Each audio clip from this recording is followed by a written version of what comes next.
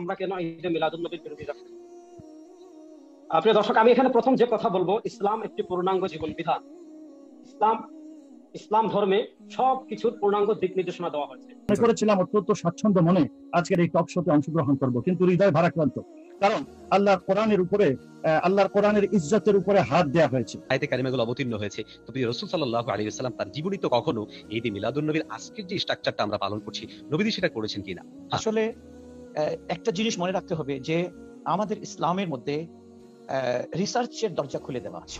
আসসালামু আলাইকুম দর্শক, ঈদে মিলাদুন নবী পালন করা নিয়ে চলছে হাড্ডাহাড্ডি লড়াই। দেখা যাক আজকের এই লড়াইয়ে কারা জিতে। দর্শক, এই লড়াইয়ে থাকছে সুন্নি এবং অন্যান্য আলেমেরা। দর্শক, আজকের এই ভিডিওটি খুবই গুরুত্বপূর্ণ হতে চলেছে, তাই ভিডিওটি কেউ স্কিপ করবেন না। তো দর্শক, চলুন বিস্তারিত দেখে আসি। তো আমরা কেন এই যে মিলাদুন নবীর বিরোধী রাখবো? প্রিয় দর্শক, আমি এখানে প্রথম যে কথা বলবো, ইসলাম একটি পূর্ণাঙ্গ জীবন বিধান। ইসলাম ধর্মে সবকিছুর পূর্ণাঙ্গ দিক নির্দেশনা দেওয়া হয়েছে। এমন ভাবে কোন দিন ঈদ হবে, কোন দিন মুসলমানের উৎসবের দিন হবে, কোন দিন মুসলমানরা কি আমল করবে, কোন দিন ফজিলতপূর্ণ, কোন দিনে আমল করলে কি ফজিলত, সেগুলোর ব্যাপারে শারিয়া তথা কোরআন এবং সুন্নাহে সুস্পষ্টভাবে নিদর্শন দেওয়া আছে। এবার আসেন, মুসান্নাফে আব্দুর রাজ্জাকের একটা হাদিস দিয়ে আমি আলোচনা শুরু করছি। কিতাব আমার কাছে রয়েছে, আমি সবগুলো খুলে খুলে দেখাতে পারবো। মুসান্নাফে আব্দুর রাজ্জাকের হাদিস নম্বর ৭৮৫৩। حديث سند হচ্ছে اخبرنا عبد الرزاق قال اخبرنا معمر عن ابن طاووس عن ابيه قال قال رسول الله صلى الله عليه وسلم لا تتخذوا شهرا عيدا ولا تتخذوا يوما عيدا। যে আল্লাহ রাসূল সাল্লাল্লাহু আলাইহি ওয়াসাল্লাম বলেন, লা তাত্তাখিযু শাহরান ঈদান, তোমরা কোন মাসকে কি বানিও না, ঈদ বানিও না। ওয়ালা তাত্তাখিযু ইয়াওমান ঈদা, এমন ভাবে তোমরা কোন দিনকে নিজেদের পক্ষ থেকে কি বানিও না, ঈদ বানিও না। মূলত শারিয়া তথা শরীয়ত প্রণেতা যারা আছেন, কোরআন সুন্নাহয় যে দিনগুলো ঈদ সেগুলোই ঈদ। কোরআন সুন্নাহর বাহিরে কোন দিনকে লা তাত্তাখিযু ইয়াওমান ঈদা, তোমরা ঈদ হিসেবে গ্রহণ করো না। এই হাদিসের ব্যাখ্যা করতে গিয়ে প্রখ্যাত হাদিস বিশারদ হাফিজ হাদিস ইমাম ইবনে রাজব রাহিমাহুল্লাহ লাতাইফুল মাআরিফ আমার কাছে রয়েছে, আমি খুলে দেখাতে পারবো। লাতাইফুল মাআরিফের ৩৭১ নম্বর পৃষ্ঠায় বলেছেন, ওয়া আন মা'মার আন ইবনে তাউস আন আবিহি قال قال رسول الله صلى الله عليه وسلم لا تتخذوا شهرا عيدا ولا يوما عيدا, যে তোমরা কোন মাসকে নিজেদের পক্ষ থেকে ঈদ বানিও না, ওয়ালা ইয়াওমান ঈদান, এবং কোন দিনকে ঈদ বানিও না। ওয়া আসলু হাযা, অর্থাৎ এই হাদিসের মৌলিক কথা হলো আন্নাহু লা ইশরাউ আন ইয়াত্তাখাযা আল মুসলিমুনা ঈদান, মুসলমান কোন জিনিসকে ঈদ হিসেবে গ্রহণ করতে পারবে না, ইল্লা মা জাআতি শারিআতু বিইত্তিখাযিহি ঈদান, যে তবে যেই জিনিসকে শরীয়তের পক্ষ থেকে যে দিনকে ঈদ বানানো হয়েছে শুধুমাত্র সেই দিনকে ঈদ বানাতে পারবে। ওয়া ইয়াউমুল ফিতরি ওয়া ইয়াউমুল আযহা ওয়া ইয়াউমুত তাশরিক, সেই দিনগুলো ইয়াউমুল ফিতর, ইয়াউমুল আযহা, ইয়ামে তাশরিক, ভিতর আরাফার দিন আছে। ওয়া ইয়া আয়াদুল আম, এগুলো হলো বছরের ঈদ। ওয়া ইয়াউমুল জুমআ, আরেকটা হলো জুমআ, ঈদ জুমার দিন। ওয়া হুয়া ইয়াউমুল উসবু', এটা হলো সাপ্তাহিক ঈদ। ওয়া মা আদা যালিক, এই জুমা, আইয়ামে তাশরিক এবং ঈদুল আযহা এবং ঈদুল ফিতর ছাড়া আর যত ঈদ আছে, ফাত্তিখাযু ঈদান ওয়া মাওসিমান বিদআ, এগুলোকে ঈদ হিসেবে গ্রহণ করা বিদআত, লা আসলা লাহু ফিশ শরিয়া, শরিয়তে এটার কোনো ভিত্তি নেই। এই আলোচনা থেকে আমরা জানলাম রাসূলুল্লাহ সাল্লাল্লাহু আলাইহি ওয়াসাল্লাম কোন দিনকে ঈদ হিসেবে গ্রহণ করতে নিষেধ করেছেন। শুধুমাত্র ওই দিনকে ঈদ হিসেবে গ্রহণ করা যাবে যেই দিন ঈদ হওয়ার পক্ষে সরাসরি সুস্পষ্টভাবে নস আছে। এখন আমার শায়খ ইরশাদ আল বুখারী সাহেব ওনাদের কাছে আমার জানার প্রশ্ন হলো যে এই যে আজকে আপনারা আপনাদের কিতাবাদিতে ঈদুল, আমি অনেকগুলো কিতাব রেখেছি আমার এখানে, আমি দেখাবো। ডক্টর তাহির কাদিরের কিতাব আছে, দাওয়াত ইসলামের প্রতিষ্ঠাতা ইলিয়াস কাদিরের কিতাব বসন্তের প্রভাত আছে, তারপরে আমার কাছে গাউসিয়া নেসাব আছে, তারপর আমার কাছে আলাউদ্দিন জিহাদির লেখা বই আছে, এই যে আলাউদ্দিন জিহাদির লেখা ঈদে মিলাদুন নবী ইসলাম আছে, তারপর এই যে ঈদে মিলাদুন নবী সাল্লাল্লাহু আলাইহি ওয়াসাল্লামের বিরুদ্ধে আপত্তিদের জবাব, অনেকগুলো কিতাব আছে। সেই কিতাবগুলোতে আপনারা 12 রবিউল আউয়ালকে সাইয়্যিদুল আয়াদ বলেছেন, অর্থাৎ সকল ঈদের সেরা ঈদ। আর আমরা হাদিস থেকে, এই হাদিসটি মুরসাল, কিন্তু মুরসাল হলেও হাদিসটি গ্রহণযোগ্য, সমস্যা নেই। হাদিস থেকে আমরা মূলনীতি জেনেছি যে কোন দিনকে ঈদ হিসাবে গ্রহণ করা যাবে না, শুধুমাত্র ওই দিনকে গ্রহণ করা যাবে যেই দিন শারিয়াত রাসূলুল্লাহ সাল্লাল্লাহু আলাইহি ওয়াসাল্লাম কোরআন দ্বারা ঈদ হিসাবে প্রমাণিত। আমার প্রথম প্রশ্ন হলো 12 রবিউল আউয়াল ঈদ, এটা কোন হাদিসে আপনারা পেয়েছেন, কোন সহিহ? একদম হাদিসটা সহিহ হতে হবে। 2 নম্বর সরিহ, অর্থাৎ সুস্পষ্টভাবে 12 রবিউল আউয়াল কথা থাকতে হবে। কেন থাকতে হবে এটার ব্যাখ্যা আমি করে যাচ্ছি। আমরা দেখেছি রাসূলুল্লাহ সাল্লাল্লাহু আলাইহি ওয়াসাল্লাম সুস্পষ্টভাবে বলেছেন যে নিজেদের পক্ষ থেকে কোনো দিনকে ঈদ বানানো যাবে না, শারিয়ার পক্ষ থেকে যেই দিন ওই দিন ঈদ। প্রশ্ন হলো 12 রবিউল আউয়ালকে কোন হাদিসে ঈদ বানানো হয়েছে? 2 নম্বর, আমার কাছে যে বইটা আপনারা দেখতে পাচ্ছেন, এটা আমাদের যারা আমরা ঈদে মিলাদুন নবী করি না তাদের ধর্মের কোনো কিতাব না। এই বইটার নাম হলো গাউসিয়া তারবিয়াতি নেসাব, প্রকাশনা আঞ্জুমান রহমানী আহমদিয়া সুন্নিয়া ট্রাস্ট। এটা মূলত আমাদের বেলভি ভাইদেরই প্রকাশনের কিতাব এবং তাদের নেসাব। এই বই থেকে আমি একটা মূলনীতি পড়ে শোনাই, আহমদ ইয়া খানের মূলনীতি। এই বইয়ের 540 নম্বর পৃষ্ঠায়, এই বইয়ের 540 নম্বর পৃষ্ঠায়, ইয়াকুম ওয়া মুহদাসাতিল উমুর ফাইন্না কুল্লা মুহদাসাতিন বিদআ ওয়া কুল্লা বিদআতিন দালালা। এই হাদিসের ব্যাখ্যায় ওখান থেকে পড়ে শোনাই। 540 নম্বর পৃষ্ঠায় বলা হয়েছে, এই হাদিসের ব্যাখ্যায় হাকিমুল উম্মত মুফতি আহমদ ইয়া খান নাঈমি রাহিমাহুল্লাহ, যিনি জাল হাকের লেখক, उन्हीं बोले यहाँ नई चीज से मुराद नई अकीदे है जो इस्लाम में हुजूर सल्लल्लाहु अलैहि वसल्लम के बाद इजाद की जाए, इसलिए कि यहाँ इसी गुमराही कहा गया, गुमराही আকিদা में है। অর্থাৎ যে আকিদাকে রাসূলুল্লাহ সাল্লাল্লাহু আলাইহি ওয়াসাল্লামের পরে যে আকিদাকে ইসলামে আবিষ্কার করা হয়েছে সেটাকে এই হাদিসে গুমরাহি বলা হয়েছে। এটা তারবিয়াতুন নিসাব 540 নম্বর পৃষ্ঠায় আহমদ ইয়ার খান নাইমির বক্তব্য। অর্থাৎ যে আকিদাটা রাসূলুল্লাহ সাল্লাল্লাহু আলাইহি ওয়াসাল্লাম থেকে প্রমাণিত না, ওই আকিদা ইসলামে আবিষ্কার করার নাম হলো বেদাত এবং গুমরাহি। আমার জানার বিষয় হলো 12 রবিউল আউয়ালকে আপনারা ঈদ মিলাদুন নবী বানিয়েছেন। মাশাআল্লাহ, এখন আপনাদের কিতাবাদিতে লেখা সাইয়্যিদুল আয়াত, যে সকল ঈদের সেরা ঈদ 12 রবিউল আউয়ালকে কোরআনের কোন আয়াতে সাইয়্যিদুল আয়াত বলা হয়েছে? রাসূল করিম সাল্লাল্লাহু আলাইহি ওয়াসাল্লাম কোন হাদিসে 12 রবিউল আউয়ালকে ঈদ বলেছেন অথবা 12 রবিউল আউয়ালকে সাইয়্যিদুল আয়াত বলেছেন? সাহাবা ইকরাম রিদওয়ানুল্লাহি আলাইহিম আজমাইন তাদের জীবনীতে, তাদের পুরো জীবনে 12 রবিউল আউয়ালকে কোথায় মানে এটাকে ঈদ মিলাদুন নবী বলেছেন অথবা সাইয়্যিদুল আয়াত বলেছেন, এটা আমি দলিল চাই। তারপরের প্রসঙ্গে আমরা যাই। চার মাযহাবের আমরা কিছু মূলনীতি বলবো। মূলনীতি বলার আগে সাগর ভাই আমার সময় শেষ হয় 2 মিনিট আগে আমাকে বলবেন। একটা হাদিস শোনাই। ইমাম তাবারানী রাহিমাহুল্লাহ মুআজামুল কবির হাদিস এনেছেন 1447 নম্বর হাদিস। আল্লাহর নবী সাল্লাল্লাহু আলাইহি ওয়াসাল্লাম বলেন, মা বাকিয়া শাইউন ইউকাররিবু মিনাল জান্নাহ ওয়া ইউবাইদ মিনান নার ইল্লা কাদ বুয়িনা লাকুম, যে মা বাকিয়া শাই, এমন কোন জিনিস অবশিষ্ট নেই, ইউকাররিবু মিনাল জান্নাহ, যা তোমাদেরকে জান্নাতের নিকটবর্তী করবে, ওয়া ইউবাইদ মিনান নার, এবং জাহান্নাম থেকে দূরে নিয়ে যাবে। অর্থাৎ ইবাদত, এমন কোন ইবাদত নাই ইল্লা কাদ বুয়িনা লাকুম, যেগুলো তোমাদেরকে সুস্পষ্ট করে দেওয়া হয়েছে সবগুলো। এই হাদিস সহিহ। ইমাম হাইসামি রাহিমাহুল্লাহ মাজমুউজ যাওয়াইদের 13971 নম্বর হাদিসে এই হাদিসকে কি বলেছেন? সহিহ বলেছেন। এই হাদিসে বলা হয়েছে ইবাদত সব সুস্পষ্ট করা হয়েছে। এখন যে 12 রবিউল আউয়াল সাইয়্যিদুল আয়াত বানানো হয়েছে, ঈদ মিলাদুন নবী বা সকল ঈদের সেরা ঈদ বানানো হয়েছে, এবং এই দিনের যে বিশেষ ইবাদতগুলো রয়েছে, এই দিনকে সাইয়্যিদুল আয়াত কোন হাদিসে বানানো হয়েছে সেটা আমাদেরকে সুস্পষ্টভাবে সহিহ, সুস্পষ্ট সরিহ এবং সুস্পষ্ট হাদিস দেখাতে হবে। কারণ রাসূল বলেছেন ভাই কাদ বুয়িনা লাকুম। হযরত আব্দুল্লাহ ইবনে মাসউদ রাদিয়াল্লাহু তাআলার বক্তব্য আল মুআজামুল কবির, হাইসামি রাহিমাহুল্লাহ এনেছেন 8770 নম্বর হাদিস। ইমাম তাবারানী রাহিমাহুল্লাহ এনেছেন ইত্তাবিউ, তোমরা অনুসরণ করো, ওয়ালা তাবতাদিউ, নতুন কিছু আবিষ্কার করো না, ফাকাত কাফাইতুম, তোমাদের জন্য যা কোরআন সুন্নাহয় আছে সেটাই সুস্পষ্ট। এই বক্তব্যটা ইমাম শাতিবী রাহিমাহুল্লাহ কিতাবুল ইতিসামে বর্ণনা করেছেন। নওয়াইদুল মানা অন্যভাবে, কুল্লু ইবাদাতিন লাম ইয়াতাআব্বাদহা আসহাবু রাসূলিল্লাহ সাল্লাল্লাহু আলাইহি ওয়াসাল্লাম ফালা তা'বুদু, কুল্লু ইবাদা, প্রত্যেক এই ইবাদত, কুল্লু লাম ইয়াতাআব্বাদহা আসহাবু রাসূলিল্লাহ সাল্লাল্লাহু আলাইহি ওয়াসাল্লাম, যে ইবাদতগুলো রাসূল সাল্লাল্লাহু আলাইহি ওয়াসাল্লাম করেননি, ফালা তা'বুদু, সেই ইবাদত তোমরা করো না। এখন দেখাতে হবে সাহাবা ইকরাম তাদের জীবনীতে কখন 12 রবিউল আউয়াল ঈদ মিলাদুন নবী বা সাইয়্যিদুল আয়াত পালন করেছেন, কমসে কম চলন সহিহ হাসান সনদের হাদিস দ্বারা দেখাতে হবে। আমি আরেকটু যাচ্ছি। চার মাযহাবের স্বীকৃত মূলনীতি যে ইবাদতের ক্ষেত্রে কোনো কিয়াস চলে না, যে কোরআনের একটা আয়াত থেকে আপনি কিয়াস করে ইবাদত বানিয়ে ফেলবেন, কিয়াস চলে না। ইবাদতের ক্ষেত্রে শরিয়ার মূলনীতি হলো আসলুল ইবাদাতি আত-তাওকীফ, কোন ইবাদত করতে পারবেন না, শুধুমাত্র ওই ইবাদত করতে পারবেন যে ইবাদতটা শারিয়া থেকে প্রমাণিত, শরিয়াত থেকে প্রমাণিত।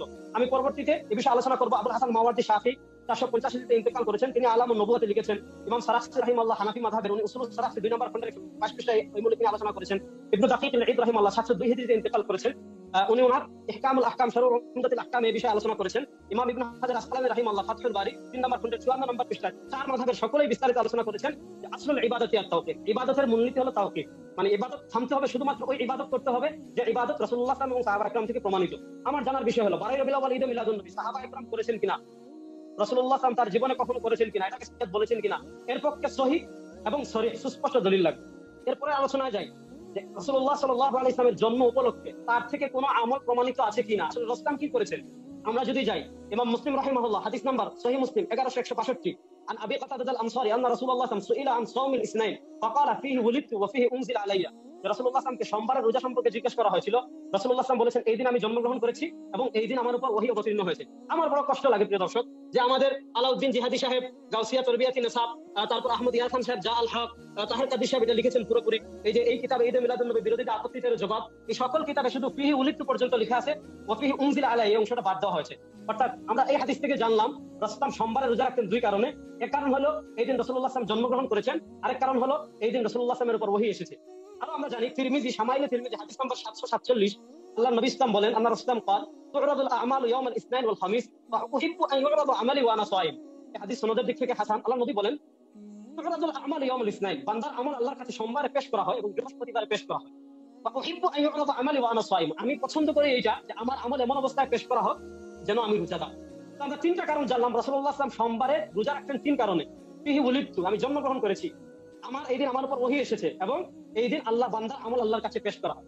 তাহলে আমরা জানলাম রাসূল করিম সাল্লাল্লাহু আলাইহি ওয়াসাল্লাম থেকে তার জন্মদিন উপলক্ষে আমল প্রমাণিত, অর্থাৎ তিনি সোমবারে রোজা রাখতেন। দর্শক খুব ভালো করে মনে রাখবেন, রাসূলুল্লাহ সাল্লাল্লাহু আলাইহি ওয়াসাল্লাম তার জন্মদিনের কৃতজ্ঞতা স্বরূপ আমল নির্ধারণ করার জন্য নির্ধারণ করেছেন বারকে, অর্থাৎ তিনি প্রত্যেক সোমবারে রোজা রাখতেন। আর সোমবার বছরে আসে, সপ্তাহে প্রত্যেক মাসে আসে 3 বার থেকে 4 বার, এই হিসাবে বছরে 48 থেকে 52 বার সোমবার আসে। রাসূলুল্লাহ সাল্লাল্লাহু আলাইহি ওয়াসাল্লাম সোমবারে রোজা রাখার মাধ্যমে কি করতেন? তার জন্মের শুকরিয়া আদায় করতেন, 1 নম্বর। 2 নম্বর কথা হলো, আমরা যদি রাসূলুল্লাহ সাল্লাল্লাহু আলাইহি ওয়াসাল্লামের প্রকৃত আশিক হই, তাহলে আমাদের জন্য করণীয় কি? আমাদের জন্য করণীয় অনেকগুলো নস এই কিতাবে আস-সুন্নাহ ওয়া মাকানাতুহা ফি তাশরী'ল ইসলামী, ডক্টর মুস্তাফা সিপাহী রাহিমাহুল্লাহ জগদীখ্যাত কিতাব, সেই কিতাবে অনেকগুলো নস এনেছেন আল্লাহর কোরআনের আয়াত। আল্লাহ রাব্বুল আলামিন পবিত্র কোরআনে বলেছেন, ওয়া মা আতাকুমুর রাসূল ফাখুযু ওয়া মা নাহাকুম আনহু ফান্তাহু। সূরা হাশর আয়াত নম্বর 7, যে রাসূল যা নিয়েছেন সেটাকে আঁকড়ে ধরো, রাসূলুল্লাহ সাল্লাল্লাহু আলাইহি ওয়াসাল্লাম যা থেকে নিষেধ করেছেন সেটা থেকে বিরত থাকো। আল্লাহ রাব্বুল আলামিনের কোরআনের অসংখ্য আয়াতে বলেছেন, ওয়া আতিউল্লাহ ওয়ার রাসূল লাআল্লাকুম তুরহামুন, তোমরা আল্লাহ এবং রাসূলের আনুগত্য করো যাতে তোমাদের উপর রহম করা হয়। আল্লাহ রাব্বুল আলামিন কোরআনের আরেক আয়াতে বলেছেন, মান ইউতি'র রাসূলা ফাকাদ আতা আল্লাহ, যে ব্যক্তি রাসূলের আনুগত্য করলো সে আল্লাহর আনুগত্য করলো। এরপরে সূরা আলে ইমরান আয়াত নম্বর 31 আল্লাহ নবী সাল্লাল্লাহু আলাইহি ওয়াসাল্লাম বলেন, কুল ইন কুনতুম তুহিব্বুনাল্লাহ ফাত্তাবিউনি, আমার অনুসরণ করো যদি তোমরা আল্লাহকে ভালোবাসো, ইউহিব্বুকুমুল্লাহ, আল্লাহ তোমাদেরকে ভালোবাসবেন। এরপর আল্লাহ রাব্বুল আলামিন কোরআনের আরেক আয়াতে বলেছেন, কুল আতিউল্লাহ ওয়ার রাসূল, তোমরা আল্লাহ এবং রাসূলের আনুগত্য করো, ফা ইন তাওয়াল্লাউ ফা ইন্নাল্লাহা লা ইউহিব্বুল কাফিরিন, যদি মুখ ফিরিয়ে নাও আল্লাহ কাফিরদেরকে পছন্দ করেন না। এইভাবে আয়াত আছে কোরআনে 34টা, আমি আয়াত সংগ্রহ করেছি যেখানে আল্লাহ রাব্বুল আলামিন রাসূলুল্লাহ ইসলামের আনুগত্য করার নির্দেশ দিয়েছে। এবার আসেন, আমাদের আনুগত্য করতে হবে রাসূলুল্লাহ ইসলামের। আর রাসূলুল্লাহ সাল্লাল্লাহু আলাইহি ওয়াসাল্লাম থেকে তার জন্মদিন উপলক্ষে সোমবারে রোজা রাখা প্রমাণিত। এখন আমাদের জন্য করণীয় কি? লা তুকাদ্দিমু বাইনা ইয়াদাইল্লাহি ওয়া রাসূলি, রাসূলুল্লাহ সাল্লাল্লাহু আলাইহি ওয়াসাল্লামকে ওভারটেক না করা। রাসূলুল্লাহ সাল্লাল্লাহু আলাইহি ওয়াসাল্লাম যেহেতু সোমবারে রোজা রেখেছেন, উম্মার করণীয় কি? সোমবারে রোজা রাখা। দেখেন, আজকে যারা ঈদে মিলাদুন নবী পালন করেন তারা কি রাসূলুল্লাহ সাল্লাল্লাহু আলাইহি ওয়াসাল্লাম নির্ধারণ করেছেন বারকে, প্রত্যেক সোমবারকে। আর যারা ঈদে মিলাদুন নবী পালন করেন তারা নির্ধারণ করেছেন তারিখকে। কিভাবে? তারা প্রত্যেক মাসের প্রত্যেক বছরে একবার রবিউল আউয়াল ঈদে মিলাদুন নবী পালন করেন। আমার প্রশ্ন হলো, রাসূলুল্লাহ সাল্লাল্লাহু আলাইহি ওয়াসাল্লাম নির্ধারণ করেছেন বারকে, সোমবারকে, যেটা বছরে 48 থেকে 52 বার আছে, প্রত্যেক মাসে 3 বার আসে, 4 বার আসে। আপনি রাসূলুল্লাহকে ওভারটেক করে রাসূলুল্লাহ সাল্লাল্লাহু আলাইহি ওয়াসাল্লাম নির্ধারণ করেছেন বার, আর আপনারা নির্ধারণ করলেন তারিখ। এখন রাসূলুল্লাহ সাল্লাল্লাহু আলাইহি ওয়াসাল্লামকে ওভারটেক করে, যেখানে রাসূলুল্লাহ সাল্লাল্লাহু আলাইহি ওয়াসাল্লামের সহিহ শরীফ নস আছে, নস ওভারটেক করে আপনি কিয়াস করে আরেকটা আমল ইজতিহাদ করার অনুমতি শরীয়ত আপনাকে দিয়েছে কিনা? দ্বিতীয়ত হলো, রাসূলুল্লাহ সাল্লাল্লাহু আলাইহি ওয়াসাল্লাম রেখেছেন রোজা আর আপনারা বানিয়েছেন ঈদ। এখন তো ঈদ না, এটা হয়ে গিয়েছে সাইয়্যিদুল আয়াত। এখন আমার প্রশ্ন আমি গুছিয়ে নিচ্ছি। আমার যে বেশ কয়েকটা বিষয় আমি আলোচনা করেছি। প্রথম বিষয়, রাসূল নিজে নিষেধ করেছেন, লা তাত্তাখিযু ইয়াওমান ঈদা, তোমরা কোনো দিনকে নিজেদের পক্ষ থেকে ঈদ বানাইও না। 12 রবিউল আউয়ালকে ঈদ অথবা সাইয়্যিদুল আয়াত কোথায় বলা হয়েছে? 1 নম্বর। আমার 2 নম্বর প্রশ্ন হলো, রাসূলুল্লাহ সাল্লাল্লাহু আলাইহি ওয়াসাল্লাম কোন হাদিস, আমি শেষ করছি, কোন হাদিসে 12 রবিউল আউয়ালকে সাইয়্যিদুল আয়াত বানিয়েছেন? সেই হাদিস দেখান। 12 রবিউল আউয়ালের ফজিলত সংক্রান্ত সহিহ বর্ণনা কোথায়? 12 রবিউল আউয়ালের ফজিলত, এই দিন এই কাজ করলেই ফজিলত, সহিহ বর্ণনা দেখাবেন। রাসূলুল্লাহ সাল্লাল্লাহু আলাইহি ওয়াসাল্লাম জীবনে 12 রবিউল আউয়াল ঈদে মিলাদুন নবী পালন করেছেন অথবা পালনের নির্দেশ দিয়েছেন, দিয়ে থাকলে কোন হাদিসে? সাহাবা ইকরাম কি কখনো 12 রবিউল আউয়াল ঈদে মিলাদুন নবী পালন করেছেন কিংবা সেদিনকে সাইয়্যিদুল আয়াত ঘোষণা করেছেন? ঘোষণা করলে হাদিস কোথায়? 12 রবিউল আউয়ালের কোন কিংবা বিশেষ মর্যাদা সহিহ সনদে কোন সাহাবা থেকে প্রমাণিত কিনা? প্রমাণিত হলে কোন হাদিসে দলিল দিন। 8 নাম্বার, রাসূলুল্লাহ আপনাকে ধন্যবাদ, আপনার সম্পূর্ণ সময় শেষ হয়েছে। আমি আপনাকে ধন্যবাদ। মনে করেছিলাম অত্যন্ত স্বাচ্ছন্দ্য মনে আজকের এই টক শোতে অংশগ্রহণ করব, কিন্তু হৃদয় ভারাক্রান্ত। কারণ আল্লাহর কোরআনের উপরে, আল্লাহর কোরআনের ইজ্জতের উপরে হাত দেয়া হয়েছে। ভূমিকাতে দুটি জিনিস ক্লিয়ার করতে চাই। সুদীর্ঘ দিন ধরে ইংরেজি আন্তর্জাতিক পরিসরে আমার কাজ এবং সক্ষ হওয়ার কারণে আমার কথার মধ্যে অনিচ্ছাকৃতভাবেও ইংরেজি চলে আসতে পারে, সেই জন্য শুরুতেই ক্ষমা চেয়ে নিচ্ছি। এবং বাংলা ভাষার সাবলীলতায় কোনো জড়তা আসতে পারে, ক্ষমা এবং সুন্দর দৃষ্টি কামনা করছি। Another thing, আমি আসলে পার্সোনালি, ব্যক্তিগতভাবে আমি স্বাচ্ছন্দ্য বোধ করি না সম্মানিত উলামা ইকরামদের মধ্যে ইন এ ডিসপিউটেড বিষয়ে ওপেনলি পাবলিকলি বসতে। কিন্তু তারপরেও এই বিষয়টি নিয়ে যেহেতু আবহমান কাল ধরে যে এমন একটি রিচুয়াল যেটা চলে আসছিল এবং যেটি বাংলাদেশী সংস্কৃতির একটি অঙ্গ বললেও অত্যুক্তি হবে না, এবং শুধু তাই নয়, বাংলাদেশ সরকার দ্বারা স্বীকৃত একটি বিষয়, সেই জন্য এই বিষয়ে যখন বসতে হচ্ছে, এবং আমি মনে করেছি যে এই ব্যাপারে আমাদের একটি সুরাহা দরকার এবং আমাদের একটি ব্রিজ তৈরি হওয়া দরকার, এবং এটা ক্লিয়ার করা দরকার যে শুধু বাংলাদেশ নয়, পৃথিবীর 120টা দেশে মিলাদুন নবী পালিত হয় এবং বাংলাদেশের লিগ্যাল সিস্টেমে এটাকে সিদ্ধ করা হয়েছে। এখন সেটার বিপরীত অবস্থান নেওয়া, একদিকে পিনাল কোড অনুযায়ী এটি দেশদ্রোহিতার দিকে মানুষকে ধাবিত করে, এটা বললে অত্যুক্তি হবে না। ইন অ্যানাদার সাইড, আমরা আল্লাহ রাসূল সাল্লাল্লাহু আলাইহি ওয়াসাল্লামের ভালোবাসার উদ্দেশ্যে, তার ঈমান এর উদ্দেশ্যে, মিলাদের সম্পর্ক, মিলাদের উদ্দেশ্যটা হচ্ছে আল্লাহ রসুলের ভালোবাসা বৃদ্ধি পাওয়া, ঈমান বৃদ্ধি পাওয়া। সেই জন্য আমাদের অবস্থান পজিটিভ, ক্রিস্টাল ক্লিয়ার। আমরা নবীর পক্ষে কথা বলছি, আর যারা বিপক্ষে কথা বলছেন হয়তো ওনারা দাবি করছেন নবীর ভালোবাসায় ওনারা নবীর বিপক্ষে অবস্থান নিয়েছেন। এই জিনিসটা ক্লিয়ার করা দরকার। সম্মানিত দর্শক শ্রোতা, আমার পূর্বে জনাব আমার অনুজ এবং শ্রদ্ধা আমার স্নেহাস্পদ হলেও আমি সবাইকে শ্রদ্ধা ভরে সম্মান করি। সবার আগে আমাদের ডক্টর সৈয়দ ইরশাদ আহমদ আল বুখারী সাহেব এবং আমাদের রেজাউল করিম সাহেব এবং মুফতি শামসুদ্দোহা, ওনাদেরকে আন্তরিকভাবে অভিনন্দন জ্ঞাপন করছি। আমি খুশি হতাম একজন রিসার্চার এবং লেখক হিসেবে যদি আমাদের রেজাউল করিম সাহেব যদি কোরআন শরীফের একটি আয়াত দিয়ে ওনার কথাটা শুরু করতেন এবং ওনার আর্গুমেন্টটা রাখতেন, আমি ওনাকে আরো বেশি ধন্যবাদ দিতে পারতাম। কিন্তু উনি শুরু করলেন মুসান্নাফে আব্দুর রাজ্জাকের একটি হাদিস দিয়ে, এবং যেই হাদিসটা আবার উনি স্বীকার করলেন যেটা সহিহ না, এটা মুরসাল ক্যাটাগরির হাদিস। এটাই হচ্ছে প্রবলেম। চলুন আর কোনো ভূমিকা না রেখে আমি সরাসরি কোরআন কারীম থেকে শুরু করতে চাই। আল্লাহ রাব্বুল আলামিন ইরশাদ করেছেন কোরআনের মধ্যে সূরা ইউনূসের 58 নম্বর আয়াত, কুল বিফাদলিল্লাহ কুল বিফাদলিল্লাহি ওয়া বিরাহমাতিহি ওয়া বিযালিকা ফালইফরাহু হুয়া খায়রুম মিম্মা ইয়াজমাউন। নবী হে, আপনি বলে দিন, with the mercy and the bounty of Allah subhanahu wa ta'ala, the believers should rejoice. যখন আল্লাহর ফজল এবং রহমত আসবে, মুমিনরা যেন খুশি উদযাপন করে, and that is for their betterment. It is better for them, the wealth and masses, the wealth they accumulated, it's better for them. কোরআন আমাদেরকে বলছে মুমিনরা খুশি উদযাপন করবে। আল্লাহর কালাম সূরা ইউনূসের 58 নম্বর আয়াত, যেখানে আল্লাহর কালাম সামনে এসে গেছে। আল্লাহর কালামকে ওভাররাইড করার জন্য আর কোন দলিল ইসলামের ডক্ট্রিনের মধ্যে নেই। No hadith, even if it is sahih, still it is incapable to stand before the divine revelation of Allah subhanahu wa ta'ala. That's it. ঈদের কথা, ঈদের দলিল উনি চেয়েছেন। ঈদের দলিল আমি কোন বুজুর্গ কে কি বলেছে। And by the way, let me clear, let me clarify this. We are not here to legitimize or to talk on behalf of anyone who wrote what in their books. আমরা এখানে আল্লাহর হাবিবের মিলাদ সম্পর্কে কথা বলতে এসেছি। কে কোথায় কি লিখেছে তার সাফাই গাইতে আসেনি।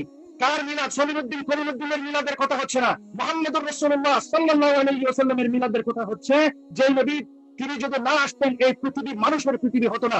The humanity will be indebted to this personality. The greatest human being that walked over this planet is none other than the greatest prophet of Islam, Muhammad Rasulullah sallallahu alayhi wa sallam. Quran বলছে আল্লাহর রহমত আসলে, আল্লাহর ফজল আসলে তোমরা rejoice করো, উদযাপন করো, খুশি উদযাপন করো। আপনারা যদি খুশি উদযাপন না করে শোক প্রকাশ করতে চান, আপনারাও খুশি হন। আপনাদেরকে কে মানা করেছে?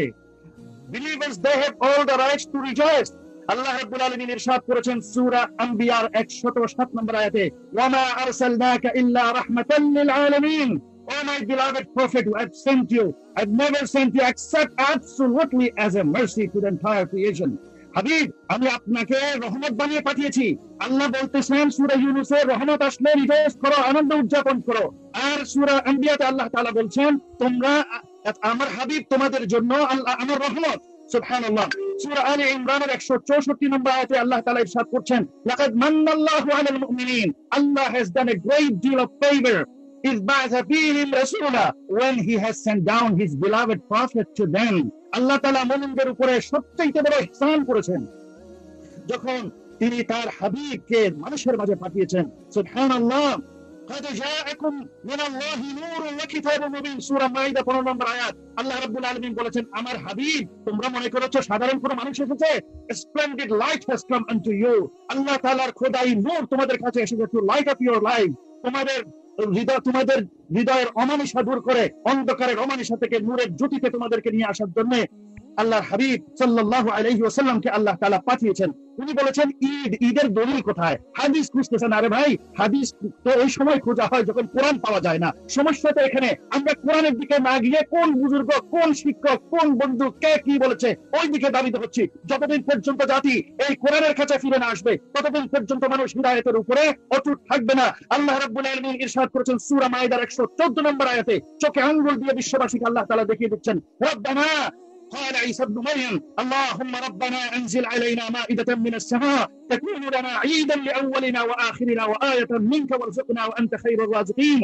Isa alayhi salam, Isa al-Masih, Jesus Christ, peace be upon him, making dua. Quran testify that. Surah Ma'idah 114 verse. Isa alayhi salam dua করছেন, ও আমাদের রব, انزل علينا مائدة من السماء, descend for us, send down for us ready-made dish from the heavenly food with the day you will send to us, the day you will send down to us, that day takunu lana ঈদা, Eid শব্দ।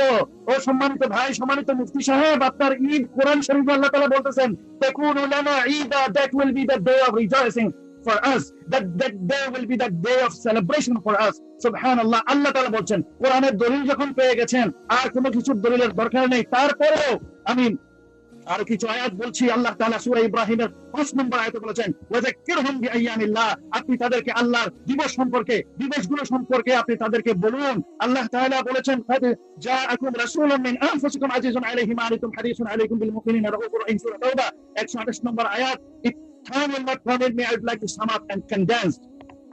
I would like to condense with the last two verses from Surah Maryam, Mother Mary, and before that I would like to give a little bit of information to speak. And what is milad? Milad হলো আল্লাহর নবী সাল্লাল্লাহু আলাইহি ওয়াসাল্লামের জন্মকে পবিত্র জন্ম দিবসকে উপলক্ষ করে যে কোনো অনুষ্ঠান করা। উনি বলেছেন ডে ফিক্স করা, এই ডে এতবার হিস্ট্রি খেয়ালের তো কোনো দরকার ছিল না। আপনি না বুঝলে বুঝে নিতেন। আপনি কেন কিতাবের উপর সামান্য এই ছোটখাটো বইয়ের উপরে আপনি নির্ভর করছেন? মুফতি সাহেব, আল্লাহ তাআলা আপনাকে জ্ঞান দিয়েছেন, আল্লাহর কোরআন আপনার সামনে আছে, কোরআন সবকিছু ক্লিয়ার কাট বলতেছেন। কোরআনের সূরা মারইয়ামের 16 নম্বর আয়াতে, 15 নম্বর আয়াতে আল্লাহ তাআলা ইরশাদ করছেন, আমি চাইলে মুখস্থ করতে পারতাম কিন্তু আমি দেখে দেখে পড়ছি, then it will make an impression, it will make a special vibe to the masses of today's audience. আল্লাহ রাব্বুল আলামিন হযরত ইয়াহইয়া আলাইহিস সালামের জন্ম কোরআনে কারীমে আলোচনা করলেন, মুসা আলাইহিস সালামের জন্ম আলোচনা করেছেন, মারইয়াম আলাইহিস সালাম, the Virgin Mary, her birth was discussed and elaborated in the Quran. Allah Ta'ala, Maryam alayhi salam, how she was going through the labor pain, pains upon pain, pains of pains, faintings upon faintings. Allah has discussed in detail in this kitab of Allah subhanahu wa ta'ala, the last and final scripture of Allah. Isa alayhi salam er janm alochona hoyeche, Yahya alayhi salam alochona janm alochona hoyeche.